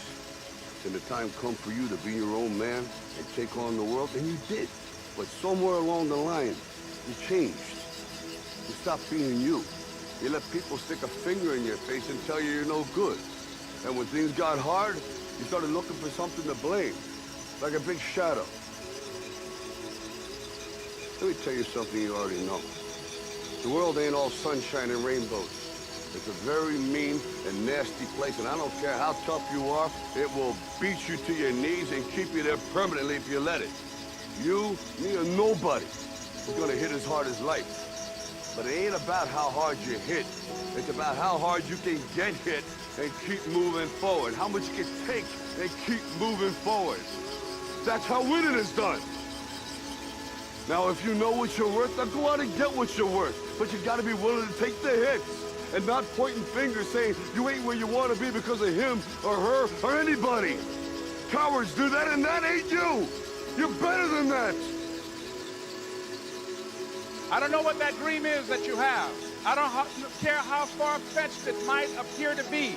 I don't care how disappointing it might have been as you've been working toward that dream. But here's what I know, that dream that you're holding in your mind, that it's possible.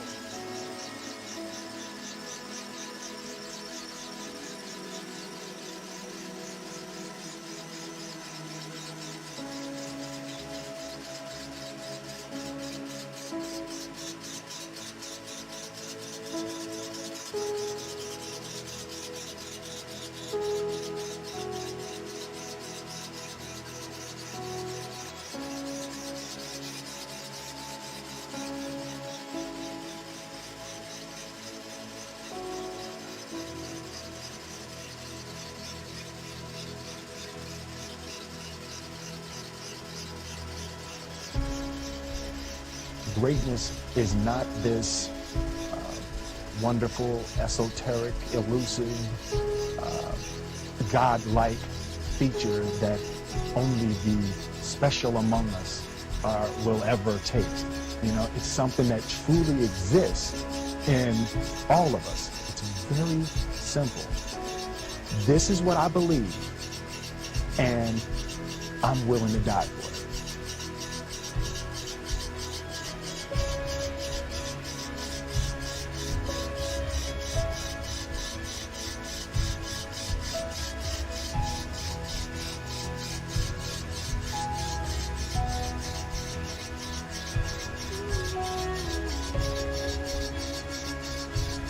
You'll come up with your own style. That's part of the fun. Like many of you, I was concerned about going out into the world and doing something bigger than myself. Until someone smarter than myself made me realize that there is nothing bigger than myself.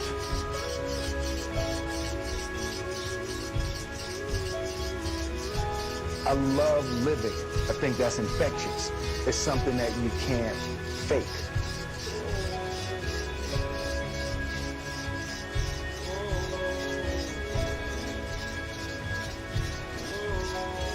And God placed the best things in life on the other side of terror. On the other side of your maximum fear are all of the best things in life. I want my life, I want my work, my family, I want it to mean something. And it's like, it has, if you are not making someone else's life better, then you're wasting your time. So let me tell you, as you prepare to go off into the world, remember those 6 rules. Trust yourself, break some rules, don't be afraid to fail, ignore the naysayers, work like hell, and give something back. I want the world to be better because I was here.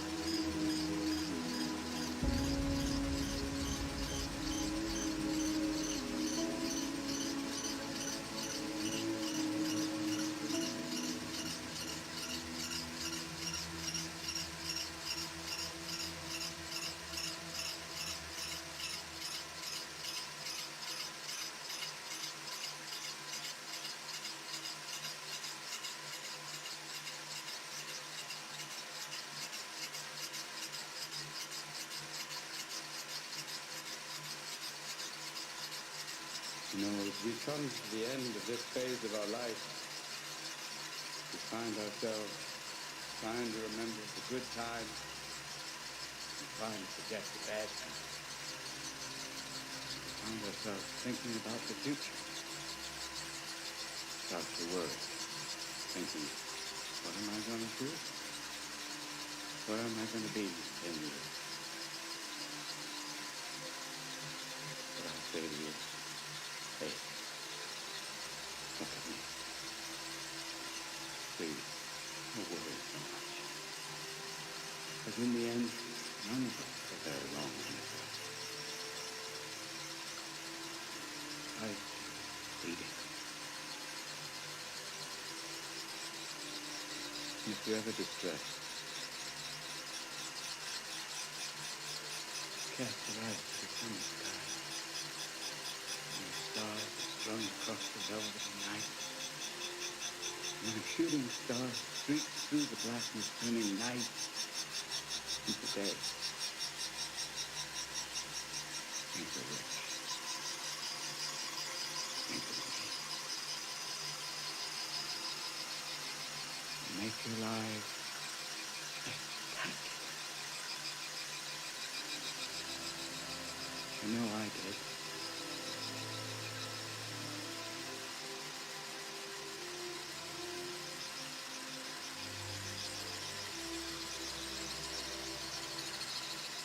What we really want seems impossibly out of reach and ridiculous to expect, so we never dare to ask the universe for it. I'm saying I'm the proof that you can ask the universe for it. I don't care how good you are, I don't care how talented you are, I don't care how much you work on yourself. There are some times when things aren't going to go right. There are times when anything that can happen will happen. Life happens. The unexpected, the uncalled for, the unintentional. We've been damaged emotionally, damaged spiritually. It may be your business. It may be your heart that is broken today. It may be the number in your bank account that is screaming, you are broke. You can break physically, you can break mentally, you can break your heart, you can break your spirit, and all of those are going to leave a mark. But the mark that they leave can be the mark of victory or it can be the mark of defeat. It is staying with the breaking that produces the blessing. It is not what you go through that determines where you end up. It's who you listen to. Because I think right now, you are walking through a valley between two voices. One is wisdom, one is word. One is gratitude, one is grumbling. One is blame, one is faith. Because every time you break, and in every way that you break, well, it's a chance for you to give up and for you to fall apart. But there's also opportunity to get stronger, and get smarter, and get faster, and get tougher, and get more stable, and get more resilient, and get better. What I need you to do is I need you to find a reason to keep going. And if you can find a reason to keep going, I know you're strong enough to do it because you're human. And every human has what it takes to get past whatever they're going through if they decide to. Push through it. Push through it. Tragedy and trials come to everybody. Only the strong survive. The fight isn't over. The fight is just beginning. You have the opportunity to show the world what you are really made of. I need you to look at that sickness that's going on in your life right now, whatever it is. I want you to say, I can beat it. I can beat it. I will beat it. I must. I got a family to live for. I ain't through yet. My life ain't over yet. There's some things in life you don't need no degree for. You don't need no money for it. You don't need no support for it. There's something in life you just gonna get through when you tell yourself, I'm gonna get through this. Regardless of what happens to you in life, regardless of the adversity, regardless of the opposition, regardless of the trial and tribulation, nothing can stop you. The only thing that can stop you is you. No situation, no circumstance, no piece of adversity can define your life. Never let a circumstance define you. And I'm not retreating. I'm not running. I don't care what they say on paper. I don't care if you say we outnumbered. We live by this and we die by this. We don't retreat. We don't run. We gonna stand and we gonna live and we gonna die by what we stand for, and everybody gonna know what we represent and what we're part of.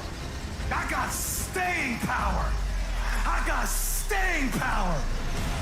Be encouraged today that no matter what you walk through, no matter how broken your marriage is, no matter how many times you failed, there is within you a spirit that is greater than whatever is going on around you. If you would be willing to fight your way through this battle, fight your way through cancer, fight your way through that academic struggle, fight your way through divorce, fight your way through it. If you are willing to fight your way through that singing career, fight your way through boxing, fight your way through football, I'm telling you, at the end of the fight is going to come victory.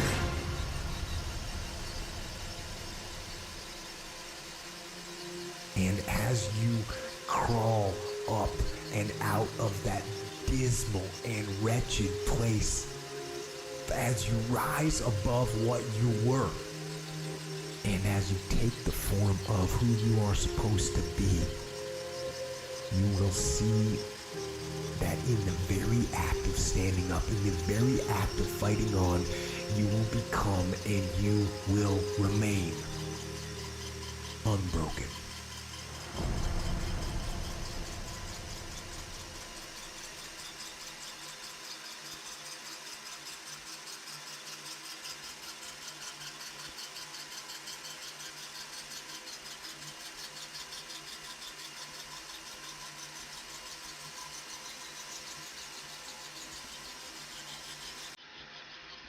But my lesson is this. I don't give a shit. Okay? You cannot let a fear of failure or a fear of comparison or a fear of judgment stop you from doing what's going to make you great. You cannot succeed without this risk of failure. You cannot have a voice without the risk of criticism. And you cannot love without the risk of loss.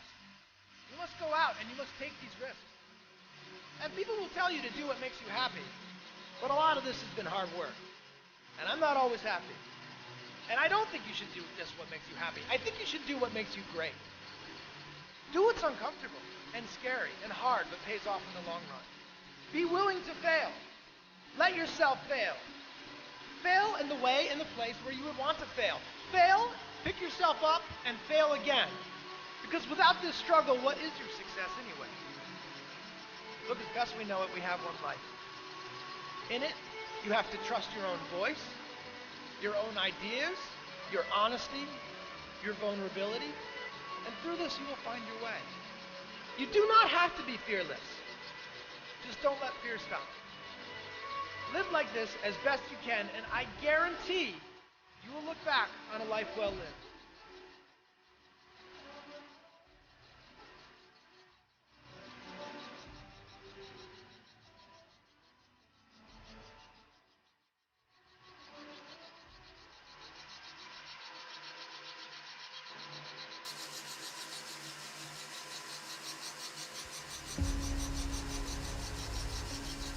Do you know how many people have had visions, ideas, and huge career moves that they were about to make, and they allowed the word no to stop them? When you make the decision to do what you want to do with your life, just know this. Because the family and the friends in your life do not share your vision, in most cases, they will be the first person to try and talk you out of what you want to do with your life. But know this, only those that can see the invisible can do the impossible. People that don't have any dreams for themselves, they tend to be dream killers. They'll laugh at you. They'll call you names because they have no dreams. They don't want it. Most people go through life holding back. If you get into the habit of just being mediocre, it will become a part of your consciousness. If you get in the habit of giving less than what you have it within you to give, it will begin to reflect itself in your personality. It will begin to damage you psychologically. And you don't want to be a part of that kind of self-destructive behavior. You want to set some high standards for yourself. There's greatness in you. And you've got to learn how to tune out the critics outside and the critic inside. And since I'm going to do this, I'm going to harness my will. And I'm not going to let anything stop me. You have to be relentless. You have to never let off the gas, never stop, never quit. Never allow anyone to talk you out of the dream, the vision, and ideas. And understand that for every level, there's another devil. It is the devil's job to create challenges, issues, and conflicts, insecurities, fear, because he wants to put you to a test. But I can tell you now, I piss the devil off every day because I just don't stop. And the devil is so mad. This fucking guy. Doesn't matter if he gets sick. It doesn't matter what happens to his money or his finances. Every time he gets out of his bed and he's on a mission to get it done. And as you begin to look at your life, decide that you're going to start working on that dream. You're going to work and nurture that idea. Now, there will be people that will criticize you. There will be people that won't see it for you. But I say to you, don't let nobody turn you around. You don't need anybody to understand it. You don't need anybody to approve you. You don't need anybody to say, go ahead on and do it. If you get that, that's fantastic. If you get that encouragement, that's great. But I say stand up within yourself boldly and say, this is my life. I'm controlling my destiny.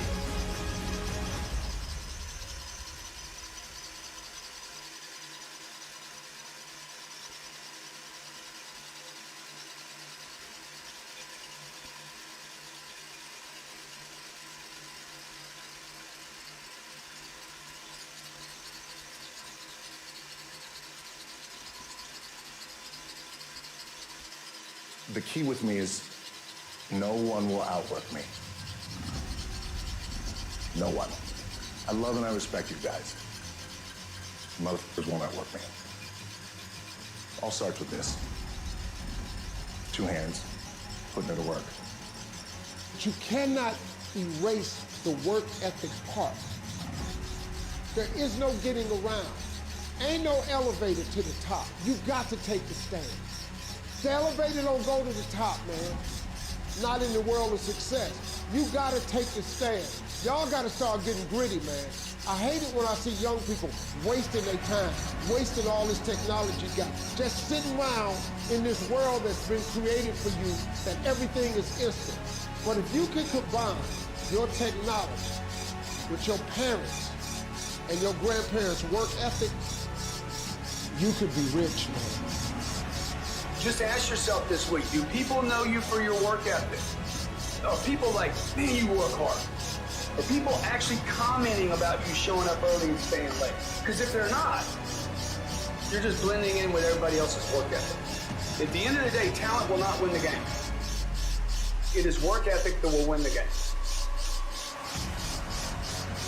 You gotta get gritty, man. You gotta develop some dog in you. You got to get messed up sometimes. You got to get dirty. You got to get your feelings hurt. You got to get disappointed. You got to get told no. But in order to get the life of convenience, you got to have a very uncomfortable life. You got to get comfortable being uncomfortable. And you're always gonna have haters, and haters are like, well, damn, man, how much are you gonna do? Like, you do a lot of shit. I say, yes, it's my ambition. Of course, you gotta work every day. It doesn't end. And when shit goes bad and it goes sideways, or you're coming through this injury, or people are writing you off, it should drive you. If you're gonna get it, you're gonna have to have that dog. You got an opportunity. So here's the deal.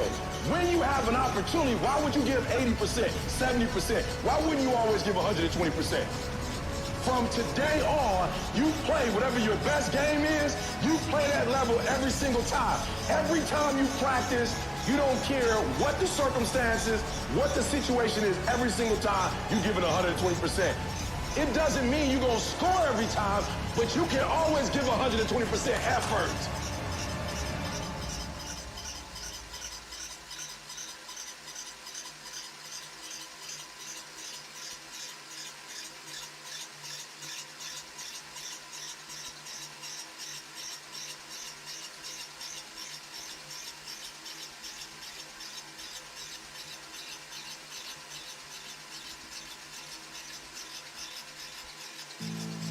If you're about to do something for the first time, chances are high that you might embarrass yourself. But what it means is if you're willing to be the kind of person that is willing to embarrass themselves, it means you're trying something new. It means you're going for it when everybody else sits on the sidelines. And so one of the things that I would encourage you to do is that when you feel that tingling, like you're starting to hold yourself back because you start thinking about what all your friends are thinking about, that's a moment to go, oh, this is what that lady was talking about. 5, 4, 3, 2, 1, I'm going for it. Here's the key to the good life. Learn to put everything you've got into everything you do. Whatever you are doing, pour it on. It will quickly open up into opportunity or quickly disclose to you that you ought to be doing something else. The delusion is, if I had a better job, I'd really pour it on. See, that's delusion. Wherever you are, pour it on. Don't give somebody half a job for a day. Pour it on. See, that'll help change your life. Hey, work to your potential, not your quota. If you want to stay really motivated, if you want to answer the question to why people that have already made it keep pushing, it is because they don't operate on quotas, they operate off potential. They're driven to reach their potential. This is also tied to their ethical obligation. They know what they're capable of. Nobody can tell you what you're capable of. You're the only one that knows. So work to your potential, not your quota. So, how many of you believe in your life that your worst day can become your best day if you turn it around? I happen to believe that. That honestly, in a lot of books you read, oh, there's a seed of every adversity, there's a seed of greatness. You've all heard that before, right? But it's actually true. If you were to go back in your life, some of the greatest trials and tribulations, difficulties you've gone through have ended up producing the most beautiful things in your life. Is that true? Yes? Even when you don't want it to be there, you can't stop yourself right now from thinking. You can't do it. It's going on. And so learning how to empower yourself, part of doing that is standing up to yourself. I'm telling you, if you can apply this particular principle, this is like a key that's going to unlock all doors. I need you to deal with the problem. I don't care how complex, I don't care how big, I don't care how small the problem is. The secret is in actually dealing with it. You'll get scared sometimes. Your mind will go blank on you.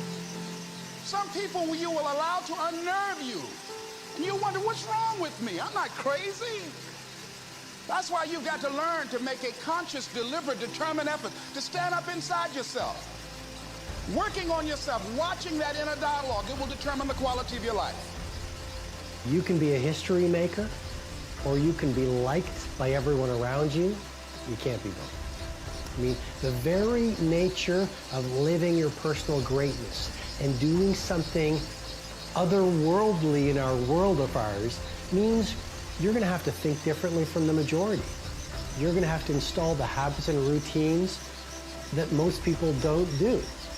You're going to have to live, talk, breathe, walk, work, produce, create in a way that most people who are card-carrying members of the cult of mediocrity just don't buy into.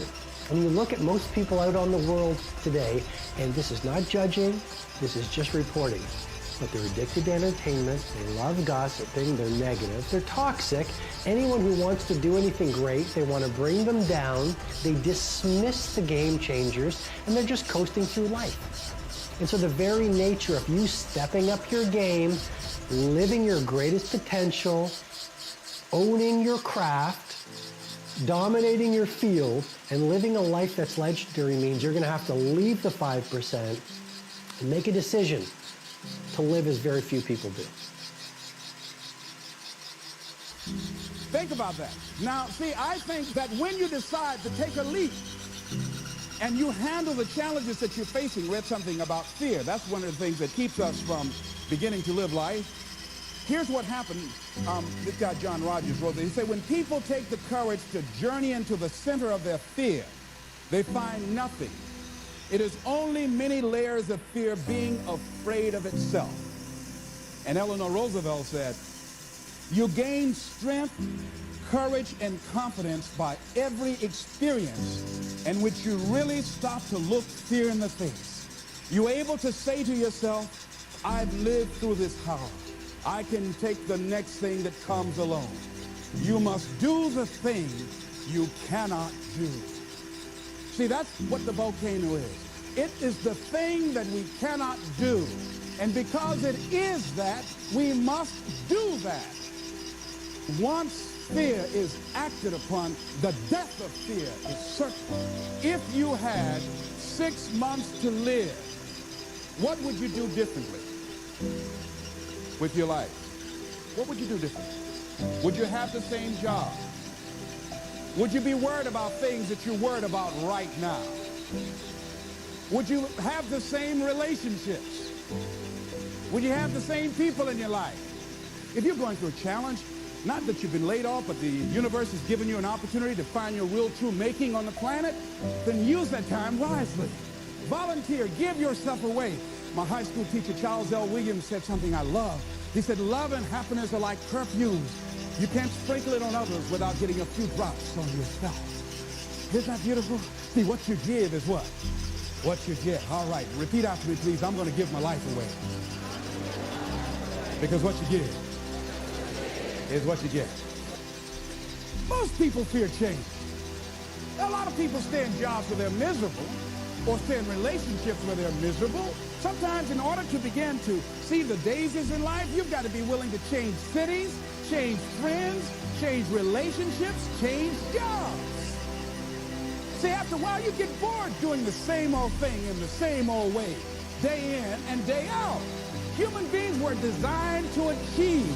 And when you're not on a path of developing your greatness and growing and being more productive and being more effective, then your life literally becomes depressing. See, this psychiatrist talked about the fact that these people who had been on his couch for months and years, not being able to make decisions about things, but when they found out that they were dying, they got up and started making all kinds of decisions. They decided no longer to sell out. And you know what happened to me when I lost my job? You know what I think it was, what life said to me more or less? Les Brown, you know you can do more than what you're now doing. Les Brown, you have sold out. Les Brown, go home. Go in your drawer, pull out your check stubs, and see how much you've sold your soul for. See, one of the things that got me about the movie is what Joe said to his boss after the doctor told him he was going to die. He went back to work and he confronted him. He said, because I was afraid, too afraid to live my life, I sold it to you for $300 a week. I sold my soul for $300 a week. When I look at Joe, ladies and gentlemen, I know that I've sold out for myself. Different points in life. And when you go home and you look at, if your life is not what you want it to be, if you're not living the way that you want to live, if you're not experiencing what you want to experience, if it's not giving you what you want, you've got to ask yourself, what have I sold my soul for? Remember that song? 16 tons. What do you get? Another day older and deeper in debt. Saying, Peter, don't you call me, 'cause I can't go. I owe my soul to the company store. Oh, no, this is not Luther Vandross tonight. No. Last time I sung, Luther called my hotel and made a bomb threat. No. That song is depressing, ladies and gentlemen. That many of us have sold our souls for a home in the suburbs or a brand new car or 3 meals a day and a roof over our heads. Or because we want to be popular with our friends. See, when you decide to make a change, it's challenging. But there's going to be some resistance. Everybody's not going to agree with that. There's a price to pay. The emotions that can change your life. Human beings are emotional creatures. And emotions are powerful for life change. Now, of course, emotions are so powerful they can go either way on you. Emotions can either build or destroy. So you really have to employ emotions properly. We call civilization the intelligent management of human emotions. If you can intelligently apply your emotions in the right direction, no telling what can happen. Could turn your life around one day would be sufficient. The major key to your better future, you. That's the theme of our seminar tonight. The major key to your better future is you. And I'd like to have you underline two words just to give it some added punch. Underline the word major and the word you. So that it reads, the major key to your better future is you. Now, my first suggestion is transfer this to a card or something where you can put it up where you can see it every day. Preferably put it up where you can see it at the beginning of the day, before you go off to put the day together. This is a good phrase just to glance at, to keep in mind as you're putting the day together. It's called the silent seminar.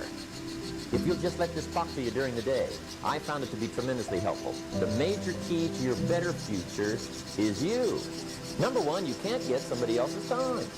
A guy says to me one time, he says, you know, if I had some extra time, I could make some extra money. I said, then forget it. There isn't any extra time. Hey, when the clock strikes 12 midnight, that about wraps it up, right? I mean, you can look around the gongs there for a little more, but it's over. You say to the guy, what are you doing? He says, I'm looking for extra time. See, they'll come and take you away, right? There isn't any more time. Now, if you can't get more time, which you can, what could you get more of that would make a difference in economic results? And here's the key word. Make it a part of your notes. We're going to consider it tonight. The word is value. And I have a little phrase for your notes. Value makes the difference in results. Value makes the difference. You can't get more time, but you can create more value. Now, here's the first lesson of economics. Everybody should learn it from the time they're old enough to understand what a dollar means, how to earn one, how to get one, how to keep one, what to do with it. First lesson of economics.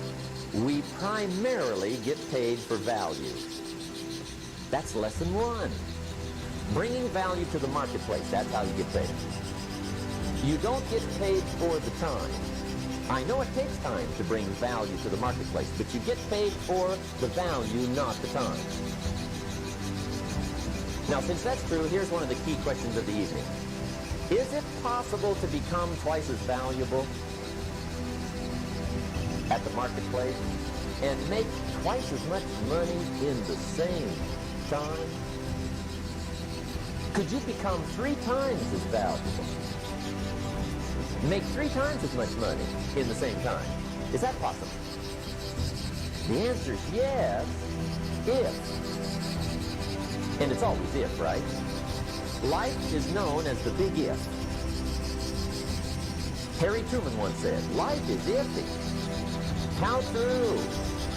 And here's the big if we're going to consider it tonight. It's possible to do much better at the marketplace if you go to work primarily on yourself. And that's the theme of our seminar tonight. Learning to work primarily on yourself. People have asked me for the last 24 years, how do you develop an above-average income? And the answer is, become an above-average person. Develop an above-average handshake. Some people want to be successful. They don't even work on their handshake. As easy as that would be to start on. They let it slide. They don't understand. Develop an above-average smile. Develop an above-average excitement. Develop an above-average interest in other people. Develop an above-average intensity to win. See, that'll change everything. Probably one of the most frustrating experiences in life is looking for an above-average job with above-average pay without becoming an above-average person. It's called frustration.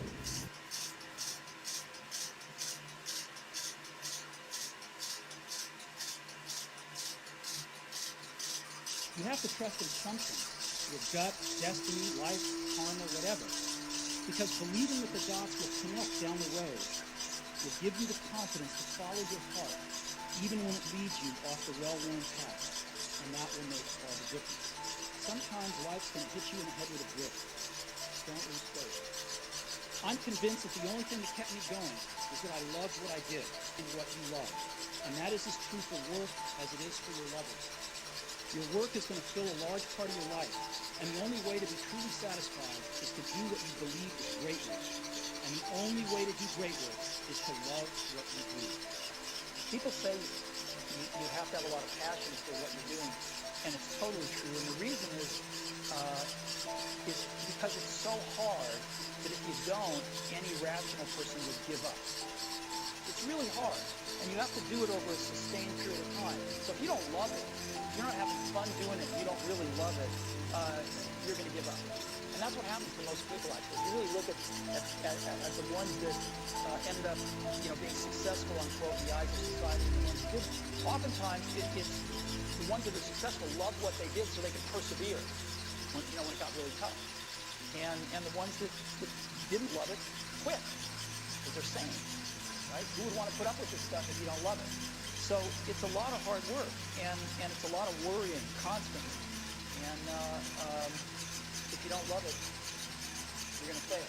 So you got to love it, you got to have passion. And I think that's the high order bit. If you haven't found it yet, keep looking and don't settle. As with all matters of the heart, you'll know when you find it.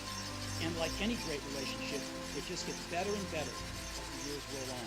For the past 33 years, I've looked in the mirror every morning and asked myself, if today were the last day of my life, would I want to do what I am about to do today? And whenever the answer has been no for too many days in a row, I know I need to change things. Remembering that you are going to die is the best way I know to avoid the trap of thinking you have something to lose. Your time is limited, so don't waste it living someone else's life. Don't be trapped by dogma, which is living with the results of other people's thinking. Don't let the noise of others' opinions drown out your own inner voice. And most important, have the courage to follow your heart and intuition. They somehow already know what you truly want to become. Everything else is secondary. Stay hungry, stay foolish.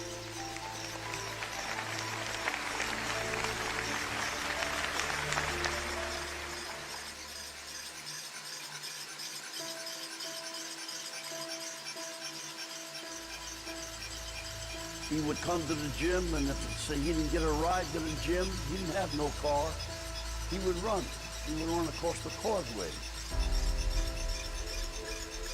Muhammad Ali, one of my great heroes, had a great line in the 70s when he was asked, how many sit-ups do you do?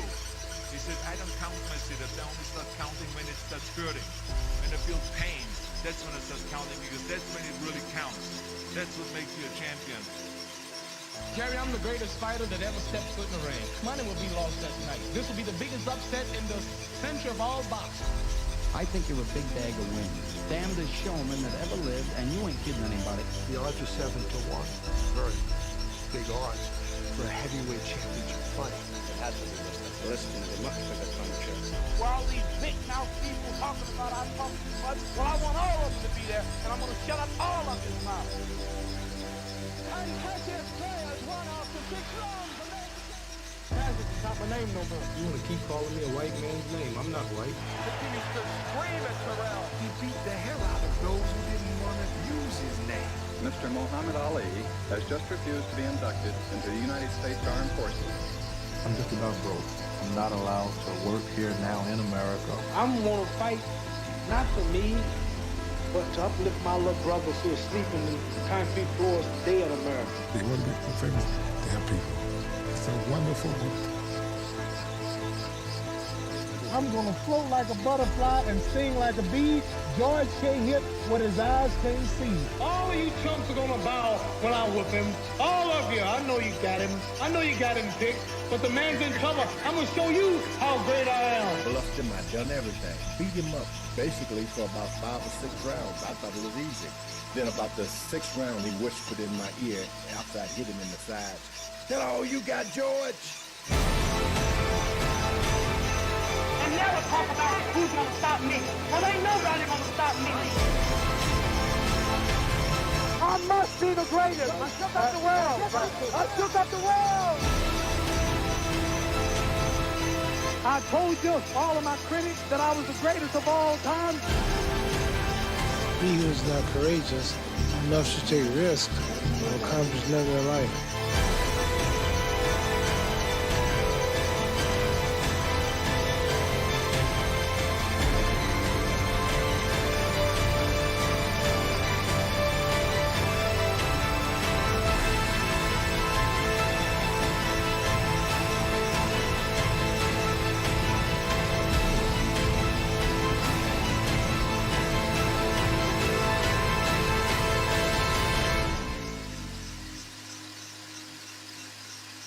when you were a kid, you always bet certain fellas, I'm gonna be champion one day, and when I'm champion, I'm gonna come back and show you I'm wrong. Another said, guys, I'm gonna be a great doctor one day, and I'm gonna be a dentist, I'm gonna be a great scientist, I'm gonna be a president of the country. And but very few people actually are able to make good of the boats and come home and say, I told you.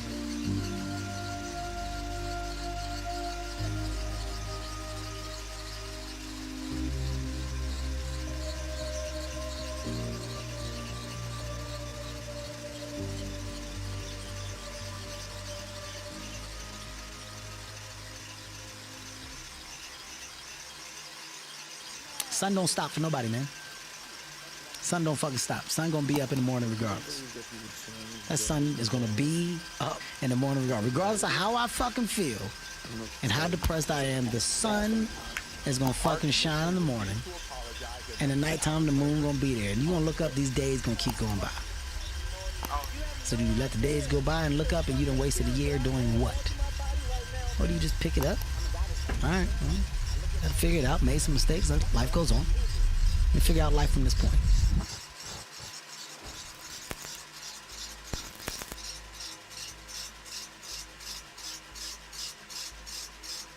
There is a way out. There is a way to do more, to get more, to obtain more. But I personally don't want to lose all that I've been able to get. So I need to make sure that I do everything to keep it. So I can't be content. So there is an understanding, but I refuse to click on the switch of,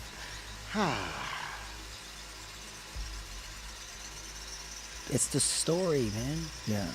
You know, we're all writing a book. What's your book look like? You got a bunch of chapters in your book, but when they close that book, how good was the book? How good was your book? What was the ending to your book? If the ending to my book can be so amazing because of all that was done, not the money, all that was accomplished, the first to do, the man that did this, he caused the merger between this. Because of his commitment and growth to this, the communities were then given this, made education this, changed the way the schooling was, blah, blah, blah, gave books, gave computers, gave all of the things that can be associated with you and your existence become a part of the chapters in your book. So my drive is about my book. I was a New York Times #1 bestseller. People will be done. They did it. I'm writing another book. What happens if you are 2-time New York Times #1 bestseller? If you get to 2, what happens if you get to 3? Hey man, how do books become successful? Who publishes them? I want to start a publishing company, Heartbeat Publishing. Why not? That's the thing. All I'm doing is sparking the awareness in others to go, why not? Why can't I create? Why can't I start? Why can't I be a business? Why can't I be a CEO? Why can't I be a tech guru? Why can't I fucking create cooking products? Lotions, scents, there's so much that some people just don't understand they can do. Let me be a spark to show how much, how many different, you don't have to do just one thing. When it's all said and done, my book is gonna be full of all the shit that Kevin Hart did. Because I never was content with doing just 1, 2, or 3. Why not?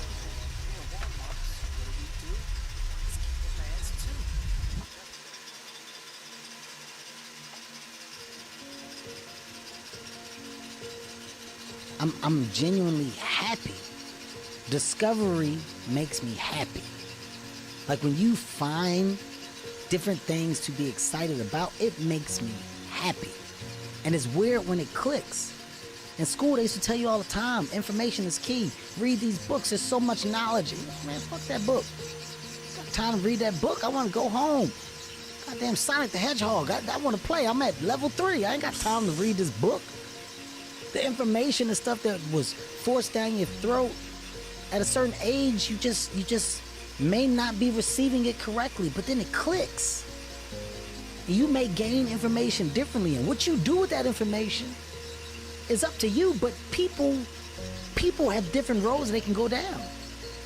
The education wasn't my pick of choice. It didn't do it for me. But the knowledge and the common sense that I have naturally allowed me to gain information, apply it differently. It allowed me to grow smart in so many different avenues to where I said, oh my God, I found my niche, I found my talent. And now there's other things that my talent can take me to. I don't have all the knowledge and awareness, but I can align myself with people to do that can teach me. Because now, guess what? Learning is cool. It's 100% the reality, and it's weird how it happens. But when you go, oh my God, learning and knowledge is power. Fuck, they used to tell me this when I was 10, 11 years old. I heard that shit all the time. Now I finally get it. Damn, I'm about to be 40. Took me all this time to get the goddamn code, but I got it. Yeah. It hits you at a different time. And when it does, be excited about it, man. Be excited. I'm excited about what 50 is. I'm just now getting to 40.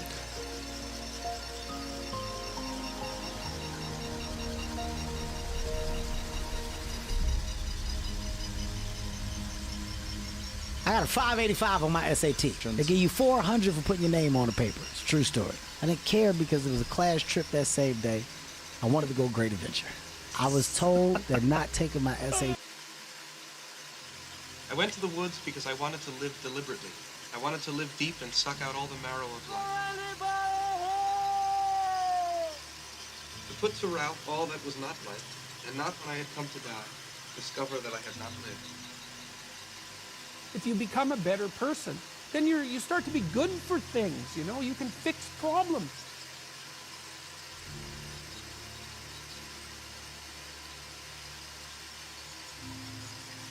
There are going to be plenty of times in your life when you're not happy. There might be years. And so it's a shallow boat in a very rough ocean. Happiness is something that descends upon you. Everyone knows that. It comes upon you suddenly. Happiness will descend upon you from time to time. And that's the best you've got.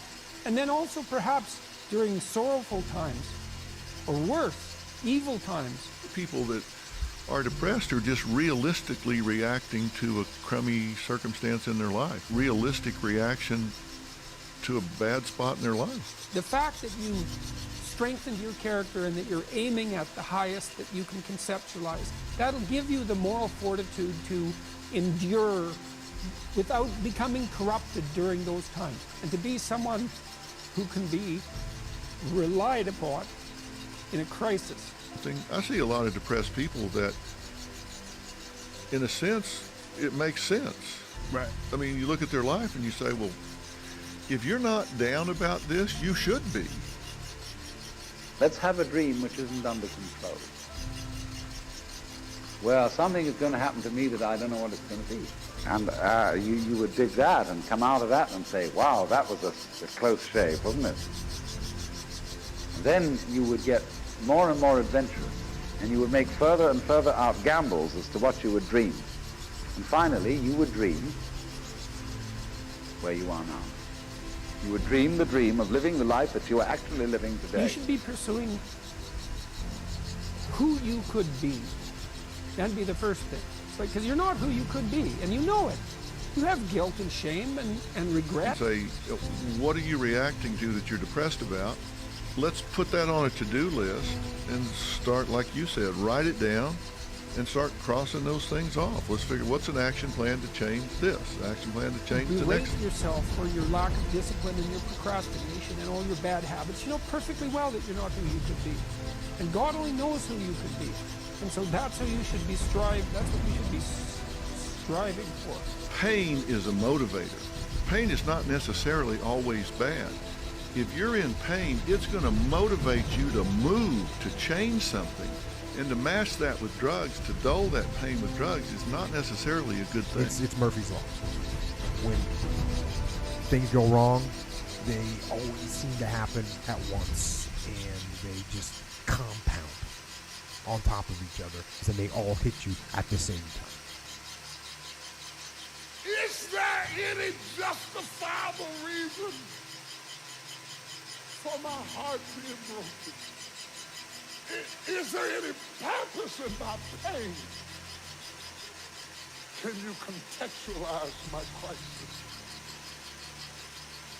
Can you make sense out of my sadness? Or did I just go through all of that for nothing? That doesn't mean give up. In fact, it means the opposite. It means it's time for you to fight harder, to dig in. It means it's time for you to go on the war path. And that starts with one of the fundamental laws of combat leadership, prioritizing execution. What's the biggest problem? What's causing the most stress? Be attempting to formulate some conception of the highest good that you can conceive of, that you can articulate. Because why not aim for that? It's like your life is short and it's troublesome. And perhaps you need to do something worthwhile with it. And if so, then you should do the most worthwhile thing. And you should figure out what that is for you.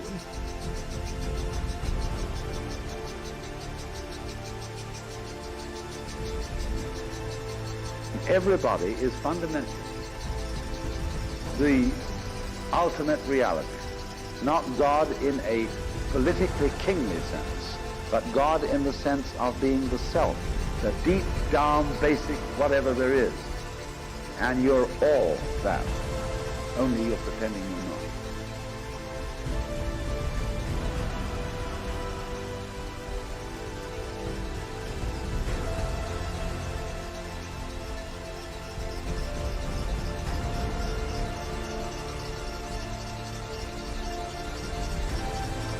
Why did you let me discover a purpose that gave me so much pain?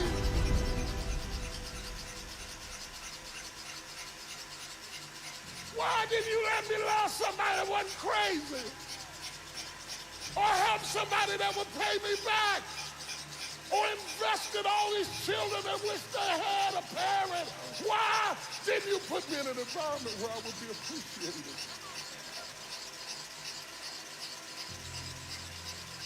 Why didn't you give me a nice, neat life that made sense? Why is my life so complicated?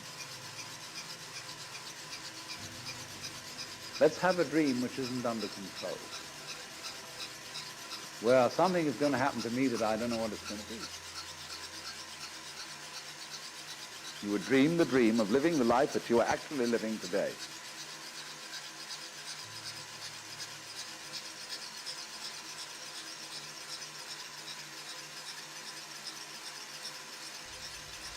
I'm motivated by fear. Fear of fear. I hate being scared to do something. It's very simple. This is what I believe, and I'm willing to die for it. Period. You can't be scared to die for the truth. The truth is the only thing that's ever going to be constant. And you can't fear what might happen to you if you were to tell the truth. Because what happens to you if you don't tell the truth is worse than telling the truth will ever be. The first step before any... Where have you been? Why are you here? And where are you going? You look at your life. You look at what you produce. Is it giving you what you want? Are you living on purpose? Are you living your dream? Are you acting on your ideas?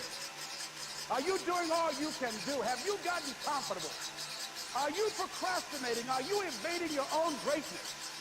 Are you surrounding yourself with people that can nourish you?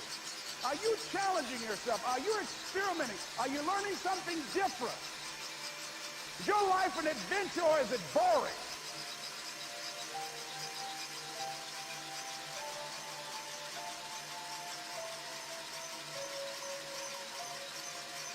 Why are you here? What brought you here? Investing the time, the money.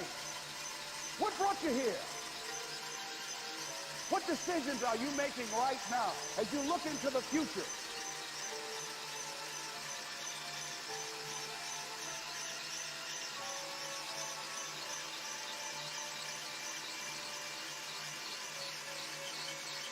Where are you going with your life? I don't care how hard you fail. I don't care how many times you fail the test. I don't care if nobody don't believe in you. It only takes you believing in yourself to get this thing done. As long as you believe in you, you got the right mindset, you got the right attitude, you can have whatever you like. But if you fall, I need you to fall forward. I need you to fail forward. Now, are there going to be some moments when you want to give up? Yes. Will there be some moments when it's going to seem like it's impossible? The pain that you're experiencing, the disappointment that you're experiencing, that you're going to say, it's not worth it? Yes, that's going to be right there for you. It's going to be in your face, telling you to go back. But don't let the distractions distract you. All right? You got to keep moving. Don't stop. Separate what you do from who you are.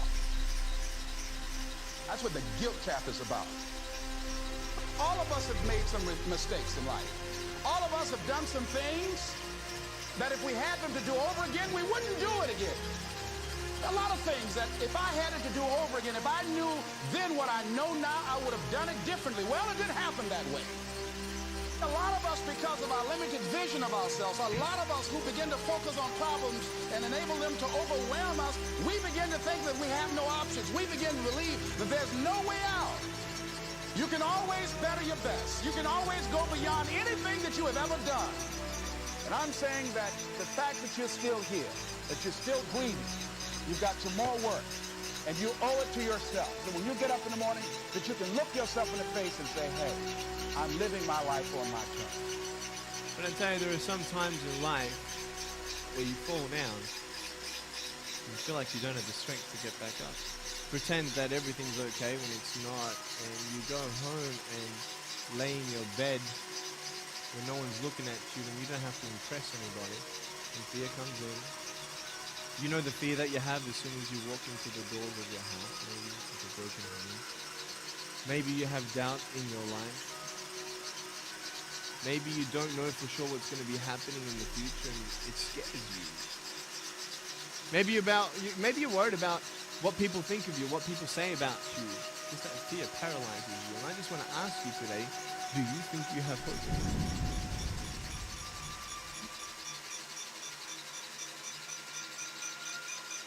Right now, you're at the worst place in your life that you've ever been. I believe that this is your beginning, but this doesn't have to be your end. That just because you are currently here, this is your present circumstances, that life don't have to end for you right now. What is it that will give you the drive? What is it that will ignite the courage in you to get up and come back again and again and again? Your why. Your why is going to push you when you can't push yourself. When you want to quit and give up, your why is going to give you that edge you need, that advantage you need, that lift that you need to get to the next level. Your why. Yes, we're tired. Yes, we're hungry. Yes, the mind is saying give up. Yes, it's saying quit. But we cannot quit because we realize we have not reached the goal yet. This is not what I said I was going to do. This is what I talked about. This is not the goal. This is not what I dreamed about. This is not what it looks like.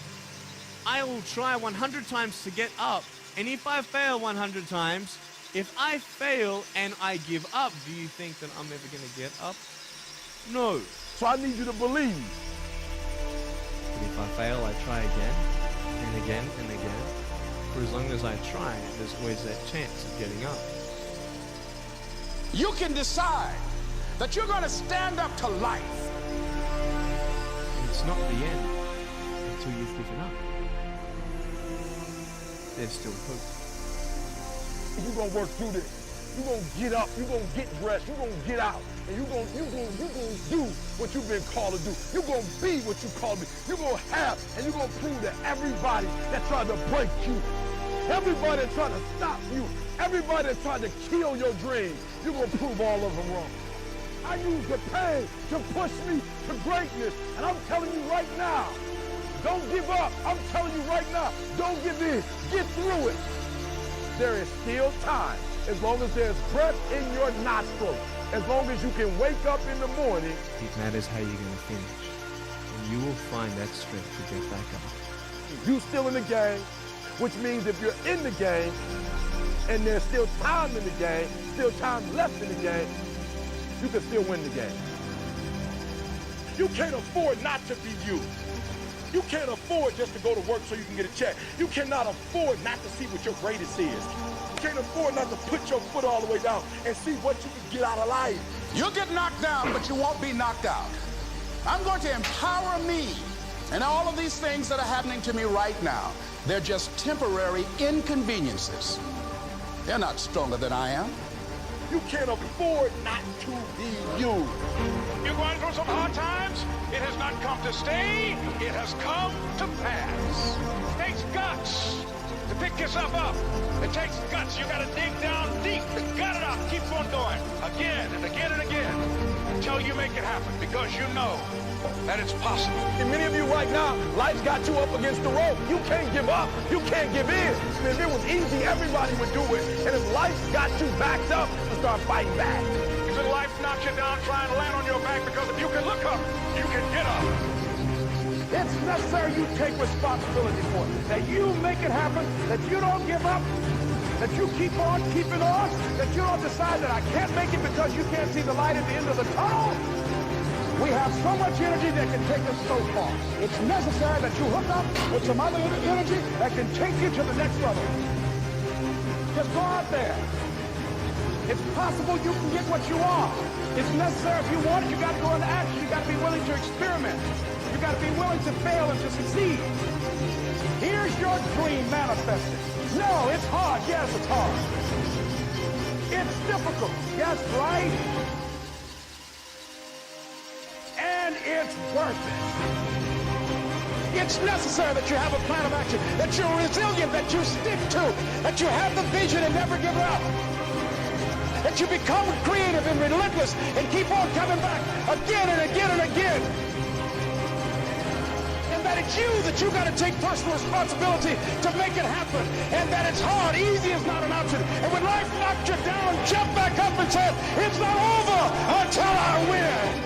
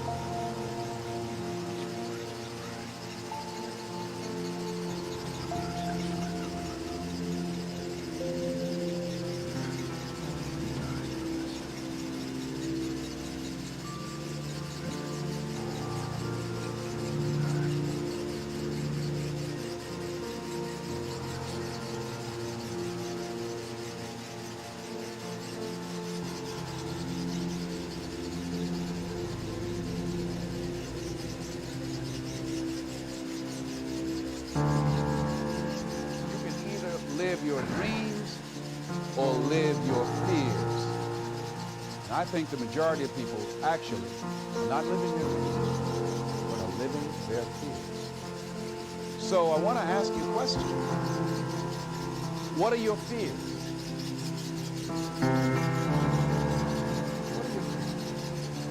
What are you scared? Because we all have fears. We all have something that's blocking us, that's holding us back. And as we begin to look at life, what we realize is that the reason that most people are not living out their true potential, not doing all of the things that they would really like to do,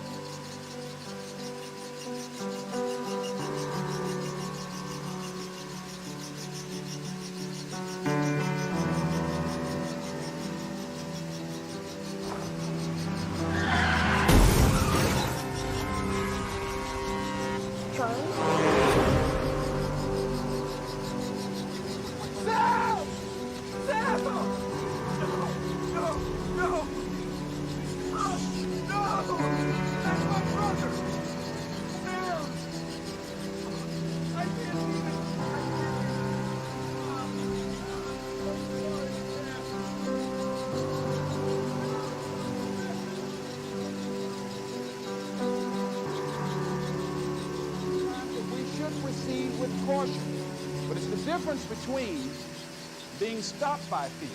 There's a difference between having a fear and the fear having you. So what do we do? One, acknowledge it, knowing that it's okay. Don't condemn yourself for being afraid. It's perfectly fine to have some fears. You acknowledge your fears, you embrace those fears, and then you move on. You act on whatever it is that you fear. Because once you embrace it, see, what you resist will persist.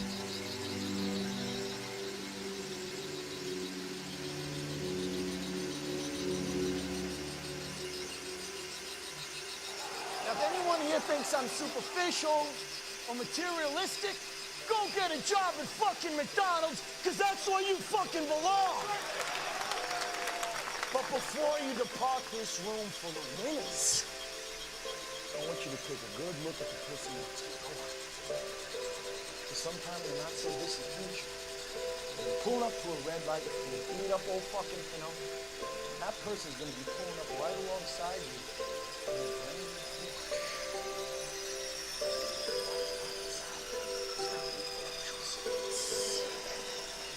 And who are you going to be sitting next to? Some disgusting little beast with 3 days of razor stubble and a sleeveless moo-moo crammed in next to you in a carload full of groceries from the fucking Price Club. That's who you're gonna be sitting next to. So you listen to me and you listen well. Are you behind on your credit card bills? Good, pick up the phone and start dialing. Is your landlord ready to evict you? Good, pick up the phone and start dialing. Does your girlfriend think you're a fucking worthless loser? Good. Pick up the phone and start dialing. I want you to deal with your problems by becoming rich. All you have to do today is pick up that phone and speak the words that I have taught you. And I will make you richer than the most powerful CEO in the United States of fucking America.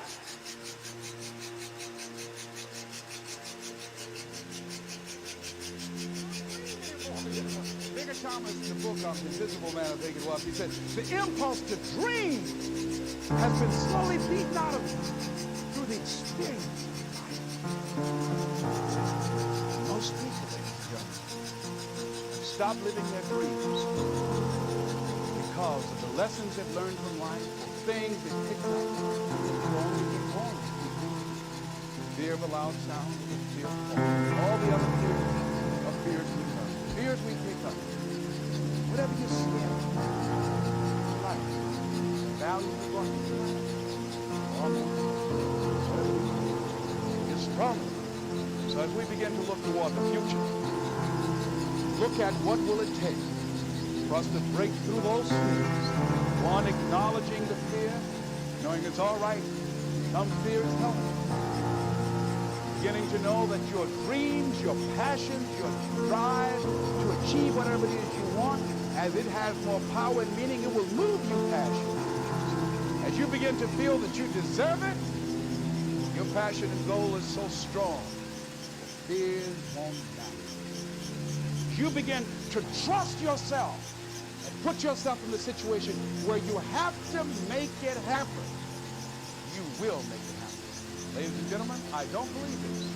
I know this from my own life experience.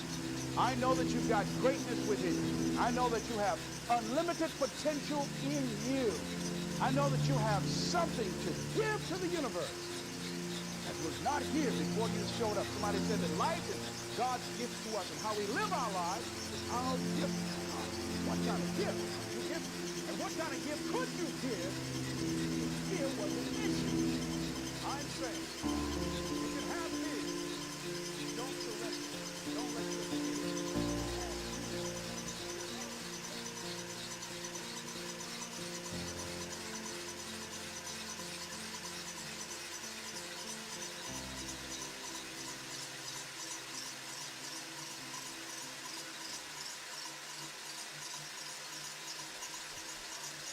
Good strength. That's it, Brock. That's it. 20 yet? You get the 20. You give me your best. You keep going. That's it. Don't stop, Brock. You got more in you than that. Hey, just rest yourself. You gotta keep moving. Let's keep moving. Let's go. Don't quit till you got nothing left. There you go. Keep moving. Keep moving. Keep moving, Brock. That's it. You keep driving. Keep your knees off the ground. Keep driving. Your very best. Your very best. Your very best. Keep moving, Brock. That's it. That's it. That's it. Keep going. Don't quit on it. Keep going. Keep driving. Keep your knees off the ground. That's it. Your very best. Don't quit on it. Your very best. Keep driving. Keep driving. There you go. There you go. Keep driving. Keep your knees off the ground. Keep driving. Don't quit till you got nothing left.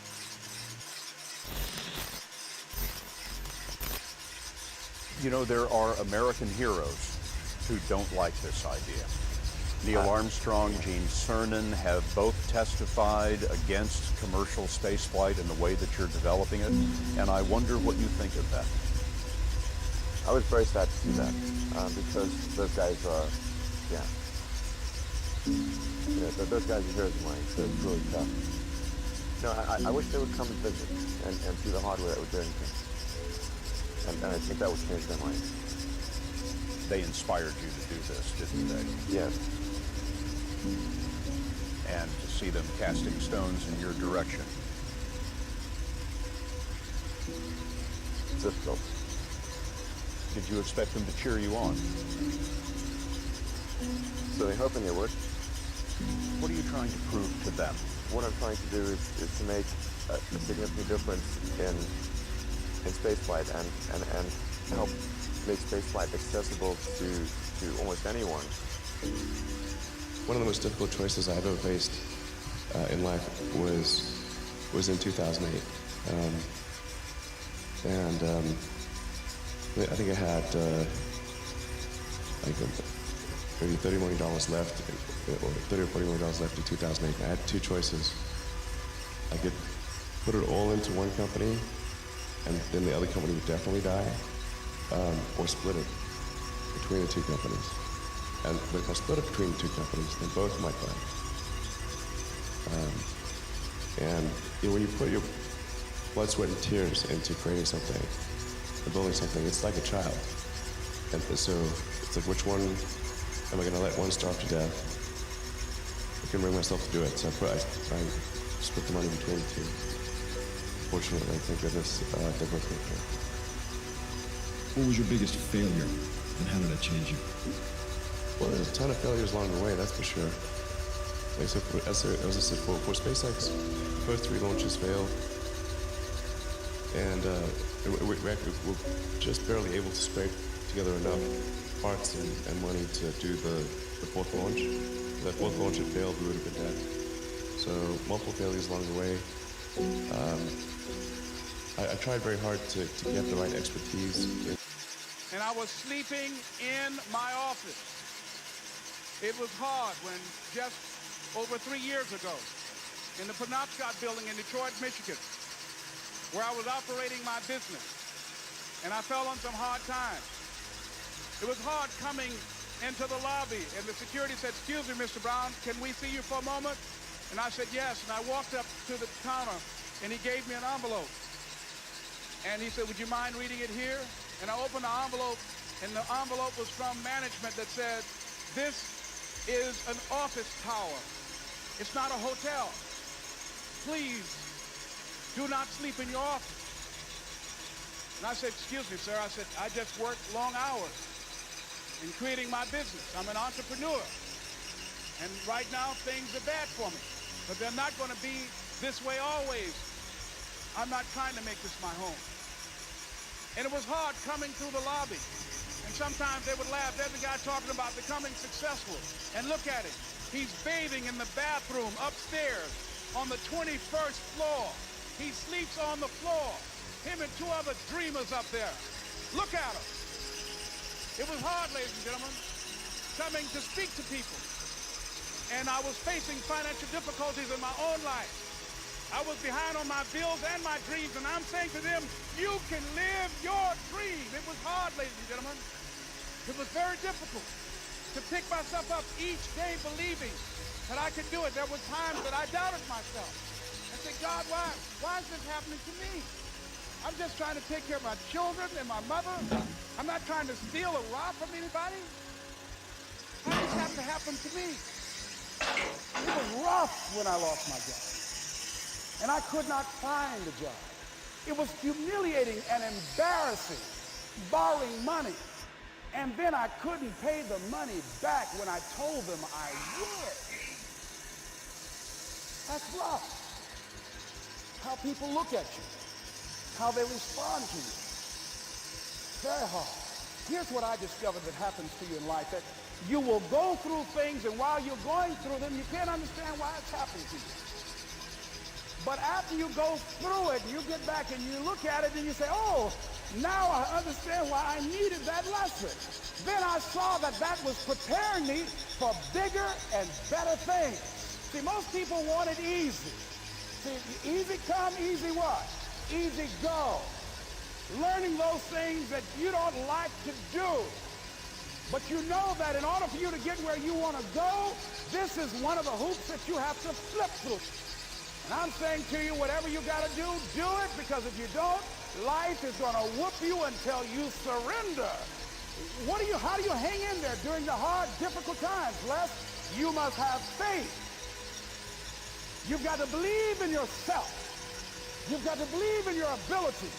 You've got to believe in your service, your company, your ideas, unquestionably. You've got to have faith, and that faith gives you patience. That it's not going to happen as quickly as you want it to happen. A lot of things are going to happen that will catch you off guard. And so therefore you've got to deal with and handle it as it comes. And not only that, but that faith and patience drives you into action. You've got to keep moving by continuing to push forward, by continuing to run toward my dream. And one day, I would have my own talk show. It's a long shot, ladies and gentlemen, from Liberty City, an abandoned building on a floor. Never knowing my mother or father. It's a long shot. Being here with you today in this dome in Atlanta, it's a long shot. My mother used to say, birds of a feather flock together. If you run around with losers, you will end up a loser. It's necessary that you get the losers out of your life if you want to live your dreams. Ask yourself the question. The people in my life right now, are they contributing to my growth and development? Are they making me a better person? Is it making me stretch mentally and emotionally and spiritually? Is it getting the best out of me? See, this is the only life you've got. That you get the energy drainers out of your life. People who don't want anything. People who are not striving. People who are not challenging themselves. People who aren't growing. People who have stopped dreaming. It's necessary that you align yourself with people and attract people into your business who are hungry. people who are unstoppable and unreasonable, people who are refusing to leave life just as it is and who want more. See, ladies and gentlemen, if you don't use your talents, if you don't use this power, this force that you have within you, you're going to lose it. I traveled a lot speaking around the country, and I was out of Detroit for around 2 months. I came back to the airport, went in the parking lot, put my key in the ignition, turned the key. Can anybody tell me what happened? Can you tell me why the car did not get started? The battery was dead. Why was it dead? I had not been using it. Repeat after me, please. If you don't use it, you lose it. If you have the ability to play an instrument, the world's greatest said that if I miss a week of practice, I know it. And if I miss 2 weeks, the critics know it. And if I miss 3 weeks, my audience knows it.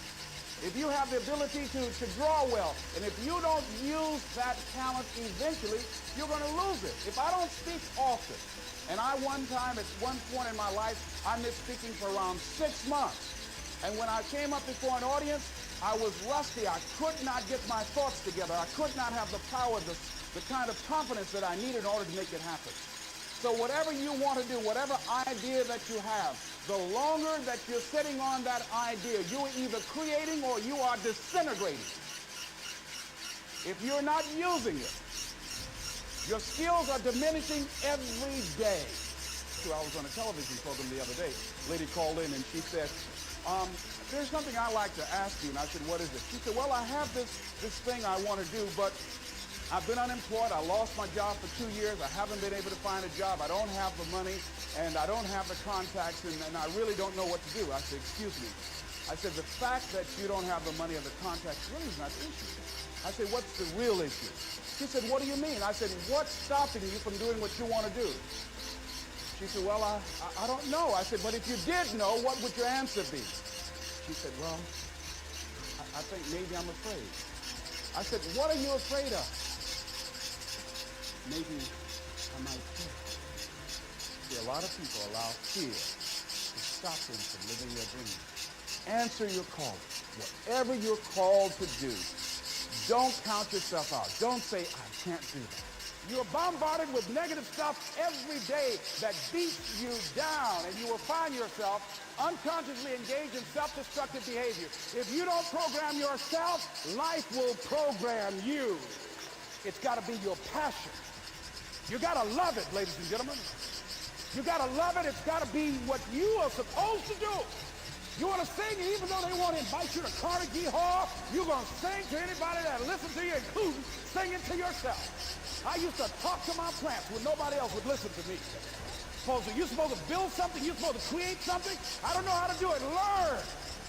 Do whatever is required. Just go out there. It's possible you can get what you want. It's necessary. If you want it, you got to go into action. You got to be willing to experiment. You got to be willing to fail and to succeed.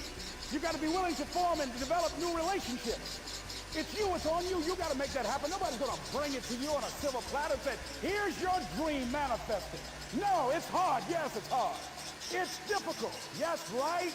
And it's worth it. It's difficult and it's challenging for kids right now. And it's going to take some easy, simple methods to help bring them out of this madness. Let's look at where we want to go. What is it that we want to produce? What is it that we want to create for our young people? What kind of world are they going to be in? And as we think about that, as we begin to use our collective will and genius and resources, it's possible that we can create an educational system that not only will test their minds with information and facts and figures, but will teach them how to think and be creative. And what does it mean to be a human being and to value human life? And how do you make relationships work? How do you bounce back from adversity?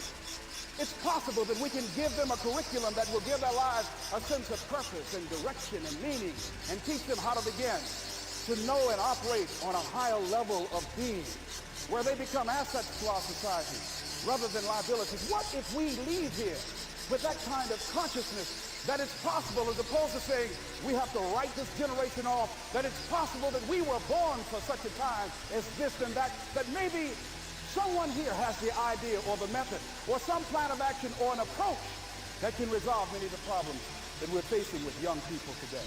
Whatever we have to do to save our children, it's worth it.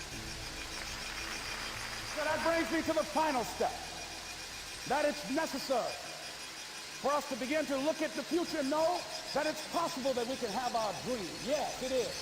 Other people have done it, then we can do it. We fail a lot of times. Well, a lot of other folks failed, and eventually they came back and they succeeded.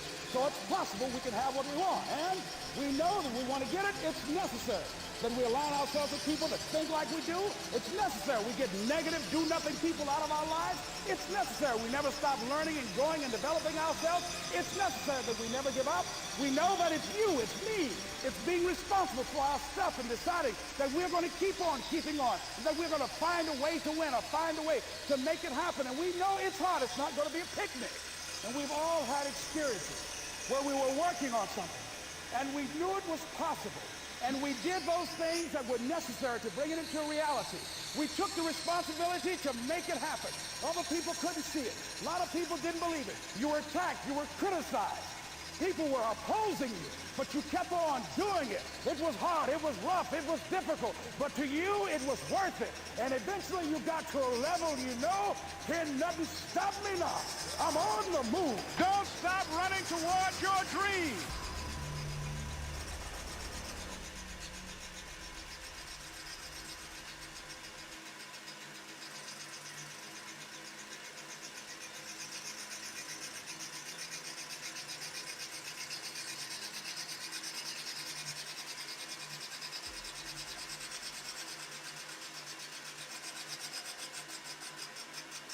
Find something you love to do. Do it every day. Be obsessed. Balance can come later. Use your imagination. Put pen to paper. Declare your intentions. Set small goals. Knock them off, set more goals. You have a lot of potential as a child, but none of that is capable of manifesting itself as freedom before you become disciplined. Build confidence. Grow a deep belief. Outwork people. Play the long game. You don't have to be the chosen one. The secret is to build the resolve and spirit to enjoy the plateaus. The times when it doesn't feel like you're improving and you question why you're doing this. If you're patient, the plateaus will become springboards.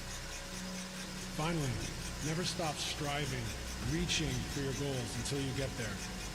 But the truth is, even when you get there, even when you get here, standing on this stage, it's the striving, fighting, pushing yourself to the limit every day that you'll miss and you'll long for.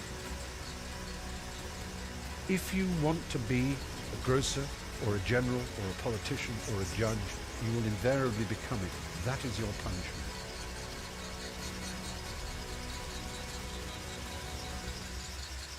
If you never know what you want to be, if you live what some might call the dynamic life, but I will call the artistic life, if each day you are unsure of who you are and what you know, you will never become anything, and that is your reward. When you grow up, you tend to get told that the world is the way it is, and your life is just to live your life inside the world, try not to bash into the walls too much, try to have a nice family life, have fun, save a little money. Life can be much broader once you discover one simple fact, and that is everything around you that you call life was made up by people that were no smarter than you. How many of us, I wonder, can recall that childhood moment when we experienced happiness as a state of being, that single moment of untarnished joy, that moment of everything in our world, inside and out,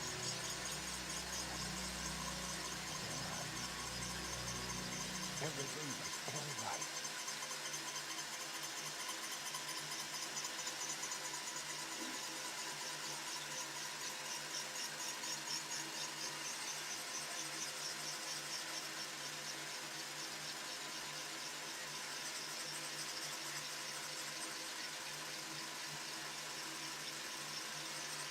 Life is hard.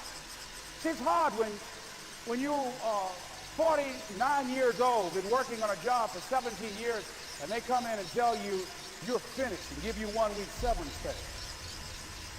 And you got to start all over again. It's hard when you're married and raising children and your children are crawling and your husband dies unexpectedly. It's hard handling just the tragedies of life. It's hard when you're working on something and you put everything you have in it and it doesn't work out. You lose your money and other people's money. It's hard. It was rough when I lost my job. And I could not find a job. It was humiliating and embarrassing, borrowing money. And then I couldn't pay the money back when I told them I would. That's rough. How people look at you, how they respond to you. It's very hard. It's humiliating. Here's what I discovered that happens to you in life, that you will go through things, and while you're going through them, you can't understand why it's happened to you. But after you go through it, you get back and you look at it and you say, oh, now I understand why I needed that lesson. Have it ever happened to you? Raise your hand. Has it ever happened to you that I couldn't understand it then, but after I got through it, then I saw that that was preparing me for bigger and better things. As you go through the challenges of life and you look at it and embrace whatever comes to you, don't run from it. Step toward it. Don't try and duck it like most people do. See, most people want it easy. See, easy come, easy what? Easy go.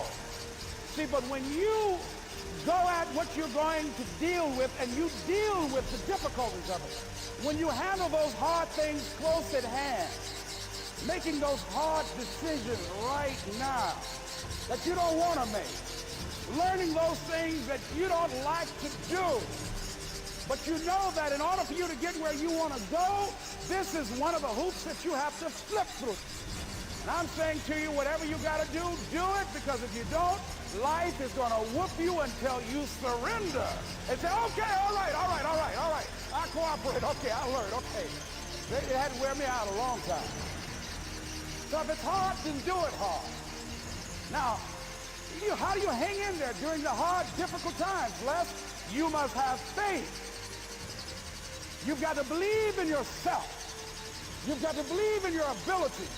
You've got to believe in your service, your company, your ideas, unquestionably. You've got to have faith, and that faith gives you patience. That it's not going to happen as quickly as you want it to happen. A lot of things are going to happen that will catch you off guard. And so therefore you've got to deal with and handle it as it comes. And not only that, but that faith and patience drives you into action. You've got to keep moving and keep plugging away. In the Far East, they have something that's called the Chinese bamboo tree. The Chinese bamboo tree takes 5 years to grow. They have to water and fertilize the ground where it is every day. And it doesn't break through the ground until the 5th year. But once it breaks through the ground, within 5 weeks, it grows 90 feet tall. Now the question is, does it grow 90 feet tall in 5 weeks or 5 years? The answer is obvious. It grows 90 feet tall in 5 years. Because at any time, had that person stopped watering and nurturing and fertilizing that dream, that bamboo tree would have died in the ground. And I can see people coming out talking to a guy out there watering and fertilizing the ground that's not showing anything. Hey, what you doing?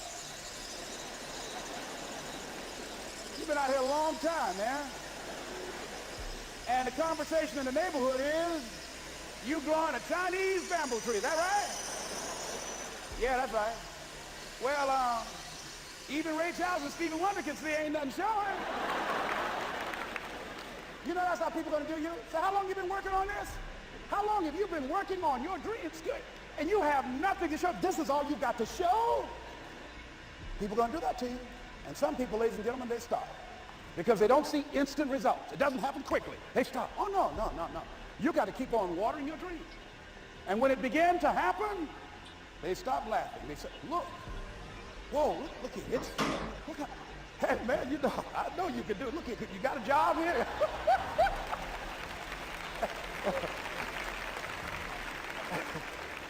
See, during those hard times, we didn't know how you're going to make payroll. During those times when you failed and things didn't work out, they were nowhere to be found.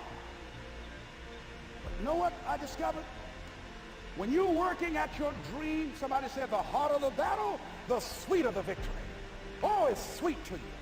It's good to you. Why? See, when it's hard and there's a struggle, see, what you become in the process is more important than the dream. That's far more important. The kind of person you become, the character that you build, the courage that you develop, the faith that you're manifesting. Oh, it's something that you get up in the morning, you look yourself in the mirror, you're a different kind of person. You walk with a different kind of spirit. The people know that you know what life is, that you have embraced life. You knew it was hard, but you did it hard.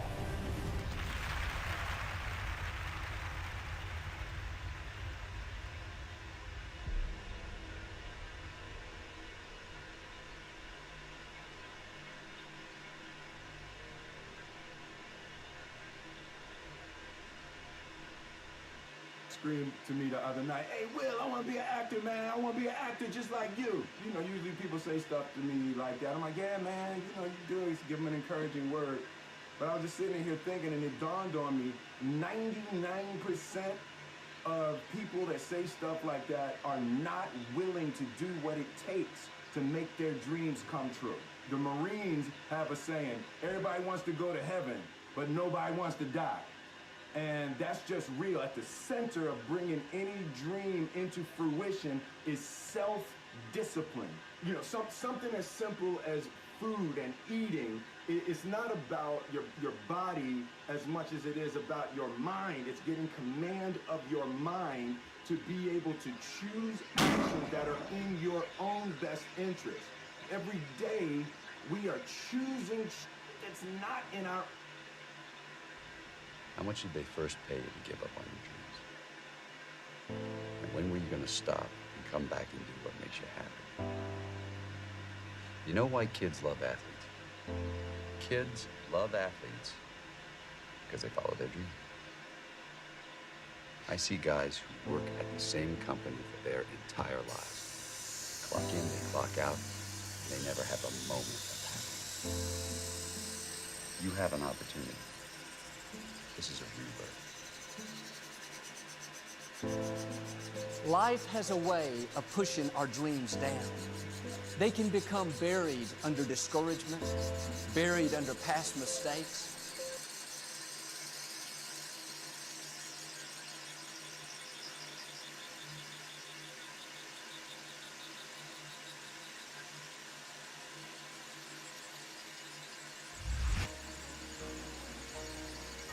Keep going because there's people that don't want to see you succeed. Keep going because you want to prove those people wrong. You want to knock the naysayers down. You want...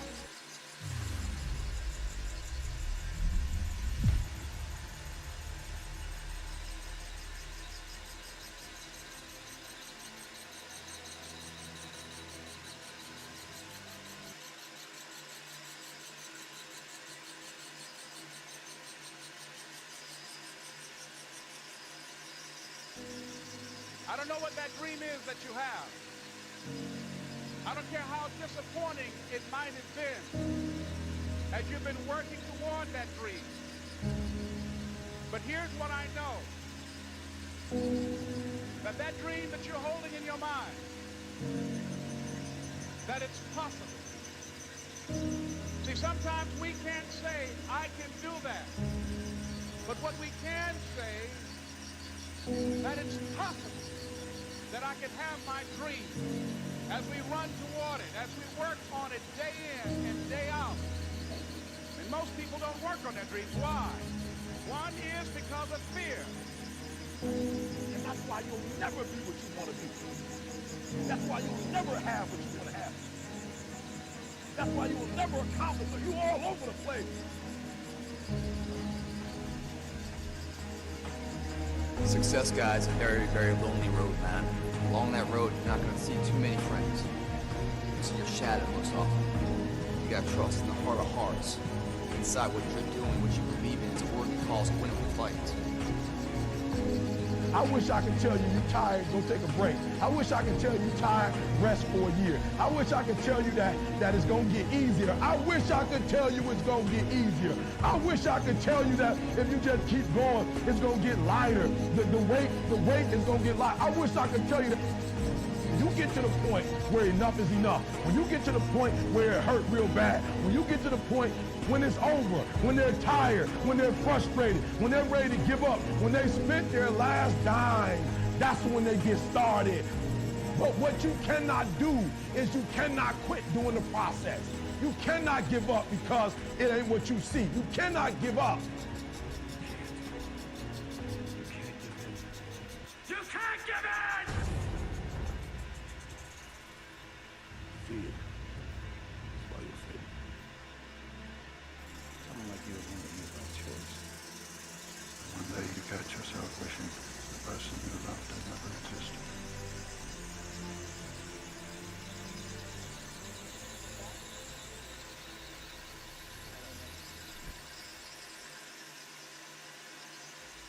The war has begun, and it's between you and you. There ain't nobody else in your way. See, I've heard it all. From I'm too small, to I'm not fast enough, to I'm not strong enough, to I can't make it back. This is what it takes. This is the sacrifice made for a greater good. It's called dedication. To the small things, to the little details. You aim small, you miss small. Because it's the small steps that ultimately climb mountains. So why would you skip that workout? Why would you give up on that last rep? Why would you cheat on that meal? Why wouldn't you give it your absolute all? That's called effort. And time, it stops for no one. You've got one shot at this thing called life. So it's up to you to make it happen. You got a choice where you spend every minute of your day. No one decides that for you.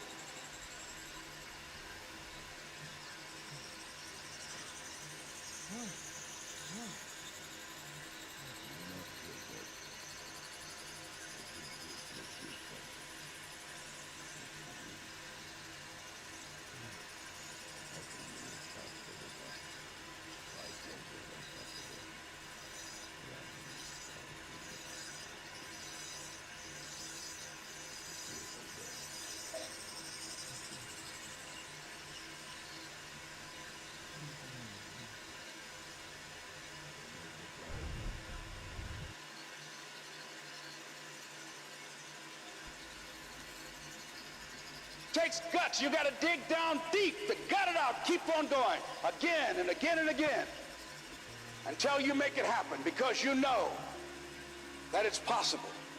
Now, what do you do during the hard times, Les? Here's what you must do. Number one is you must have faith. Paul said you must have the faith to call forth those things that be not as though they were. Judge not according to appearances. Don't judge your circumstances and the possibilities for your future based upon what you have now and because of what's going on now. No, no, no, no. That's not the real reality there. What you're going through, if you're going through some hard times, it has not come to stay. It has come to pass. It's all right. Now, second thing is, repeat this after me. Something you should affirm to yourself every day. Repeat this, please. No matter how bad it is, or how bad it gets, I'm going to make it. Say that to yourself every day. As I used to say to myself, when I would get up in the Penobscot building and I had to go into the bathroom and bathe in the bathroom sink, I had written on the mirror that I put up there, just paste up there, and I read, no matter how bad it is or how bad it gets, I'm going to make it.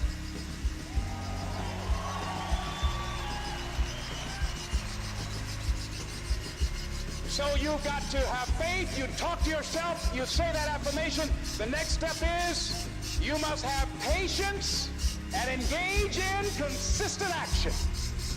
Patience and engage in consistent action. See, everything does not always happen, ladies and gentlemen, when we want it to happen. It doesn't happen quickly. So in that process, they have something in the Far East called the Chinese bamboo tree. The Chinese bamboo tree, every day it has to be watered and fertilized. It's a very hard nut, and it takes 5 years of watering and fertilization every day, according to American Geographic, before it breaks through the ground. At any time, if the watering process and the nurturing and the fertilization process is stopped, the Chinese bamboo tree will die in the ground.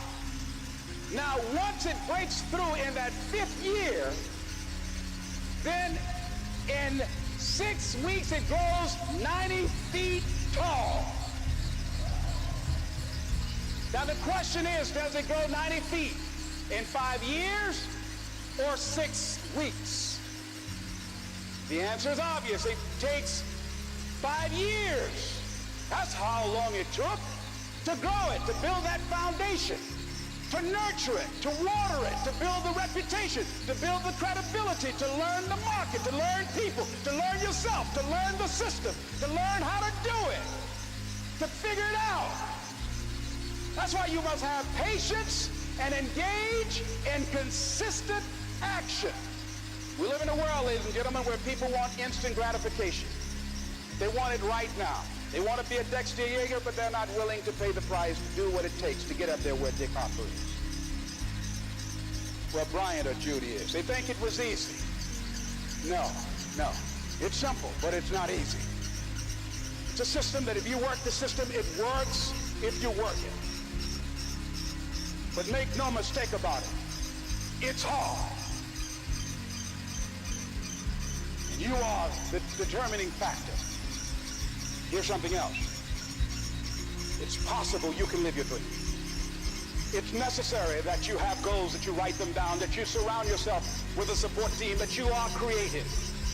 It's you that you must take personal responsibility to make it happen. George Bernard Shaw said, the people that make it in this world look around for the circumstances that they want, and if they can't find them, they create them. It's hard. No, easy is not an option. However, ladies and gentlemen, what you will discover is that it's worth it.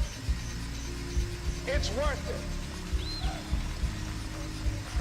I suggest to you, if you want to become diamond, write down 5 reasons of why it is worth it for you to become a diamond, to experience that level of achievement. What is it that will give you the drive? What is it that will ignite the courage in you to get up and come back again and again and again? How is it that you would be able, what reasons that can tap in to that deep down feeling that goes to your gut, that no matter how many times you get knocked down, that you're coming back? What is it? Write it down. Let me tell you something, ladies and gentlemen. You saw that picture up there, the lady, Mrs. Mamie Brown. I'm flying from here tomorrow morning to be with my adopted mother. She's 87 years young, thank God. And I'll be with Mama tomorrow. Every Mother's Day, I don't care where I am. I go home Mother's Day, everybody knows, November 6th, my mother's birthday, I'm home. And I try to go home as often as I can. When I started and left Miami pursuing my dream, because I knew that as long as you work for someone else, they are controlling your destiny. I didn't want anybody signing my paycheck but me. I knew that it was going to be difficult. I knew it was going to be hard. But every time I thought about giving up, and there were times I did, because where I am, ladies and gentlemen, it's a long shot. You think being a diamond is a long shot? This is a miracle. It's a long shot. And I had people laughing at me. Les, you're talking about being a motivational speaker?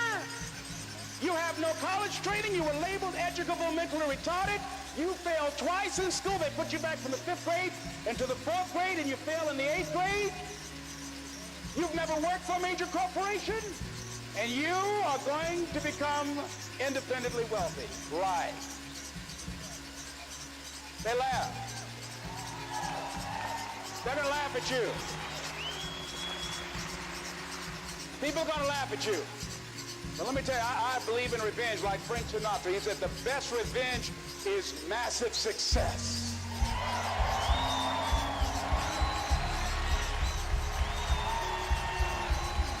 It's a long shot.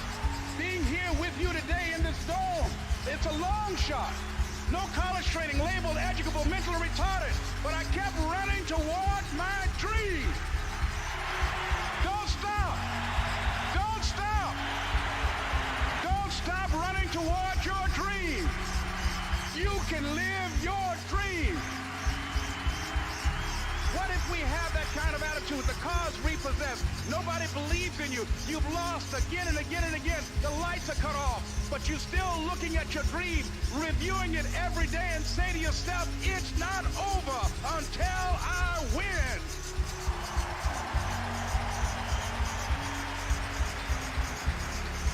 Life will yield to you.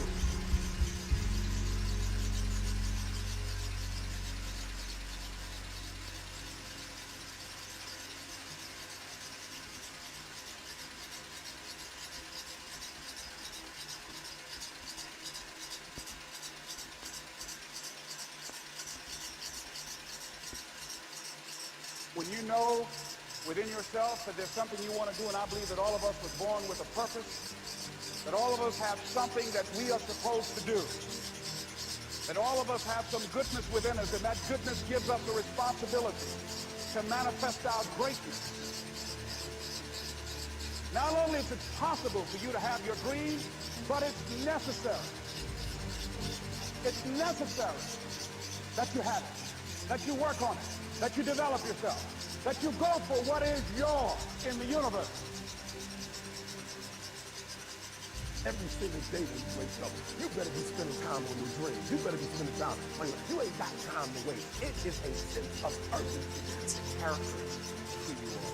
It's not the title that makes you. It's not the success that makes you. The character defines the success, defines the fame, and it starts right there. You're one in the thousands of hours in the training room, in the labs, in the 5 a.m. runs, in the training, when everyone else is sleeping. That's when it's won. The heart of a champion is a light switch that's always on. It doesn't go on and off when someone's watching. It's constant. It's how you look at something. Your name's attached to it. And you do it right. The best of your ability every single time. And the problem with some of y'all is you want somebody else to support your dream. It's yours. I don't owe you a dime. It's your dream. If you wanted to have it, get your butt up and make it happen. If you wanted to have it, rise and grind. But if you want a thing bad enough to go out and fight for it, to work day and night for it, to give up your time, your peace, and your sleep for it, if all that you dream and scheme is about it, and life seems useless and worthless without it, and if you gladly sweat for it and fret for it and plan for it, and lose all your terror of the opposition for it, and if you simply go after this thing that you want with all of your capacity, strength and sagacity, faith, hope, and confidence, and stern pertinacity, if neither cold poverty, famish, or gulf, sickness or pain of body and brain can keep you away from the thing that you want. Three-time Mr. Olympia,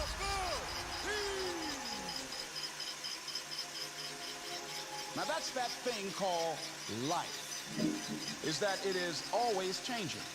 Sometimes you're up, sometimes you're down. I can tell you that now. Be aware of that. Things are not going to work out exactly right. For a time they will, sometimes. And that's when life is just playing a game with you. I don't want to play anything. I don't care how good you are. I don't care how talented you are. I don't care how much you work on yourself. There are some times when things aren't going to go right. They just are not going to go right. There are times when anything that can happen will happen.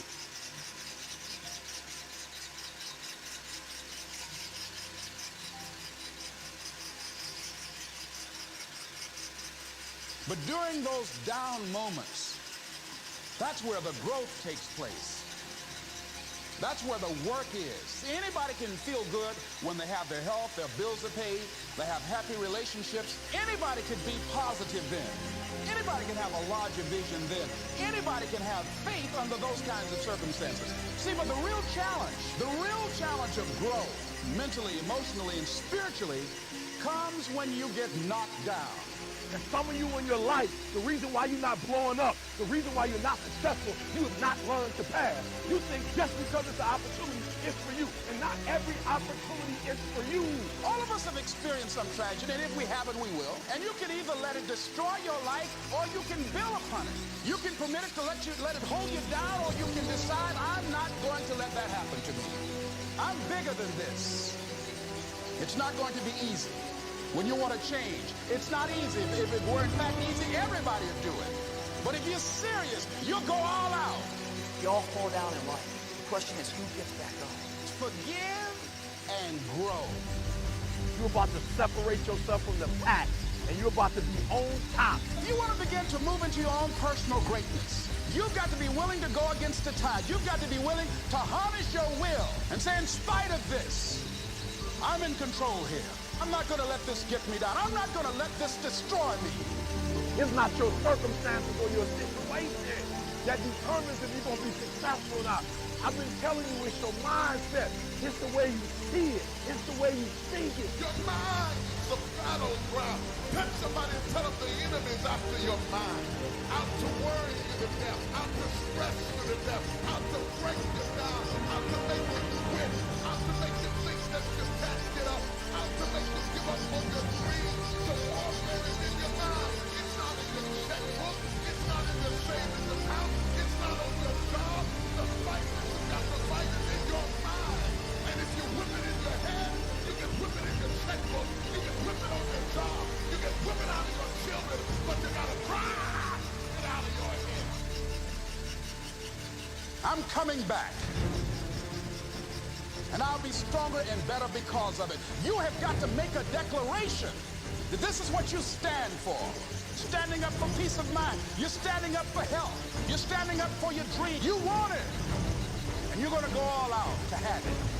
Let it go and begin to focus on developing myself. And I say to you, you're going to have people to do things to you. Things are going to happen to you. And the most important thing to do is to harness your will and let it go. And move so you can grow.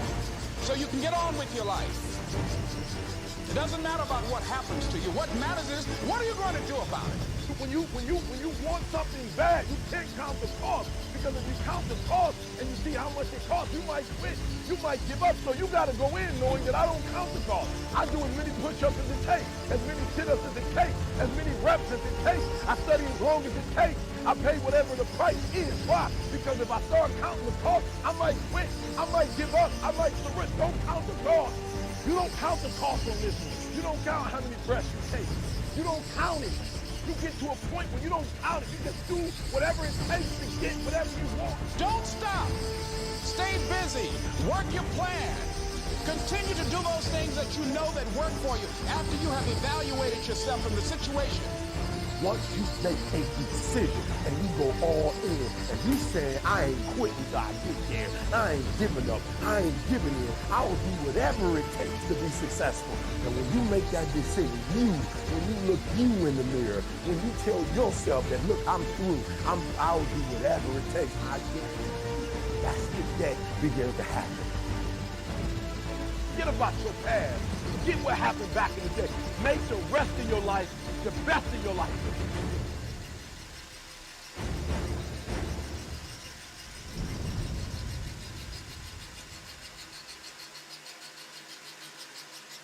I don't know what that dream is that you have. I don't care how disappointing it might have been as you've been working toward that dream. That dream that you're holding in your mind, that it's possible. That some of you already know that it's hard. It's not easy. It's hard changing your life. That in the process of working on your dreams, you are going to incur a lot of disappointment, a lot of failure, a lot of pain. There are moments when you're going to doubt yourself and say, God, why is this happening to me? I'm just trying to take care of my children and my mother. I'm not trying to steal or rob from anybody. Why does this have to happen to me? For those of you that have experienced some hardship, don't give up on your dreams. Their rough times are going to come, but they have not come to stay. They have come to pass. Greatness is not this wonderful, esoteric, elusive, godlike features that only the special among us will ever take. You know, it's something that truly exists in all of us. It's very important for you to believe that you are the one.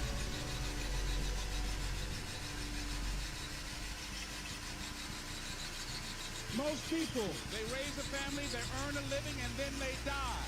They stop growing, they stop working on themselves, they stop stretching, they stop pushing themselves. That a lot of people like to complain, but they don't want to do anything about their situation. And most people don't work on their dreams. Why? One is because of fear. The fear of failure. What if things don't work out?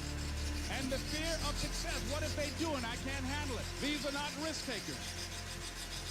You spend so much time with other people. You spend so much time trying to get people to like you. You know other people more than you know yourself. You study them. You know about them. You want to hang out like them. You want to be just like them. And you know what? You've invested so much time in them. You don't know who you are.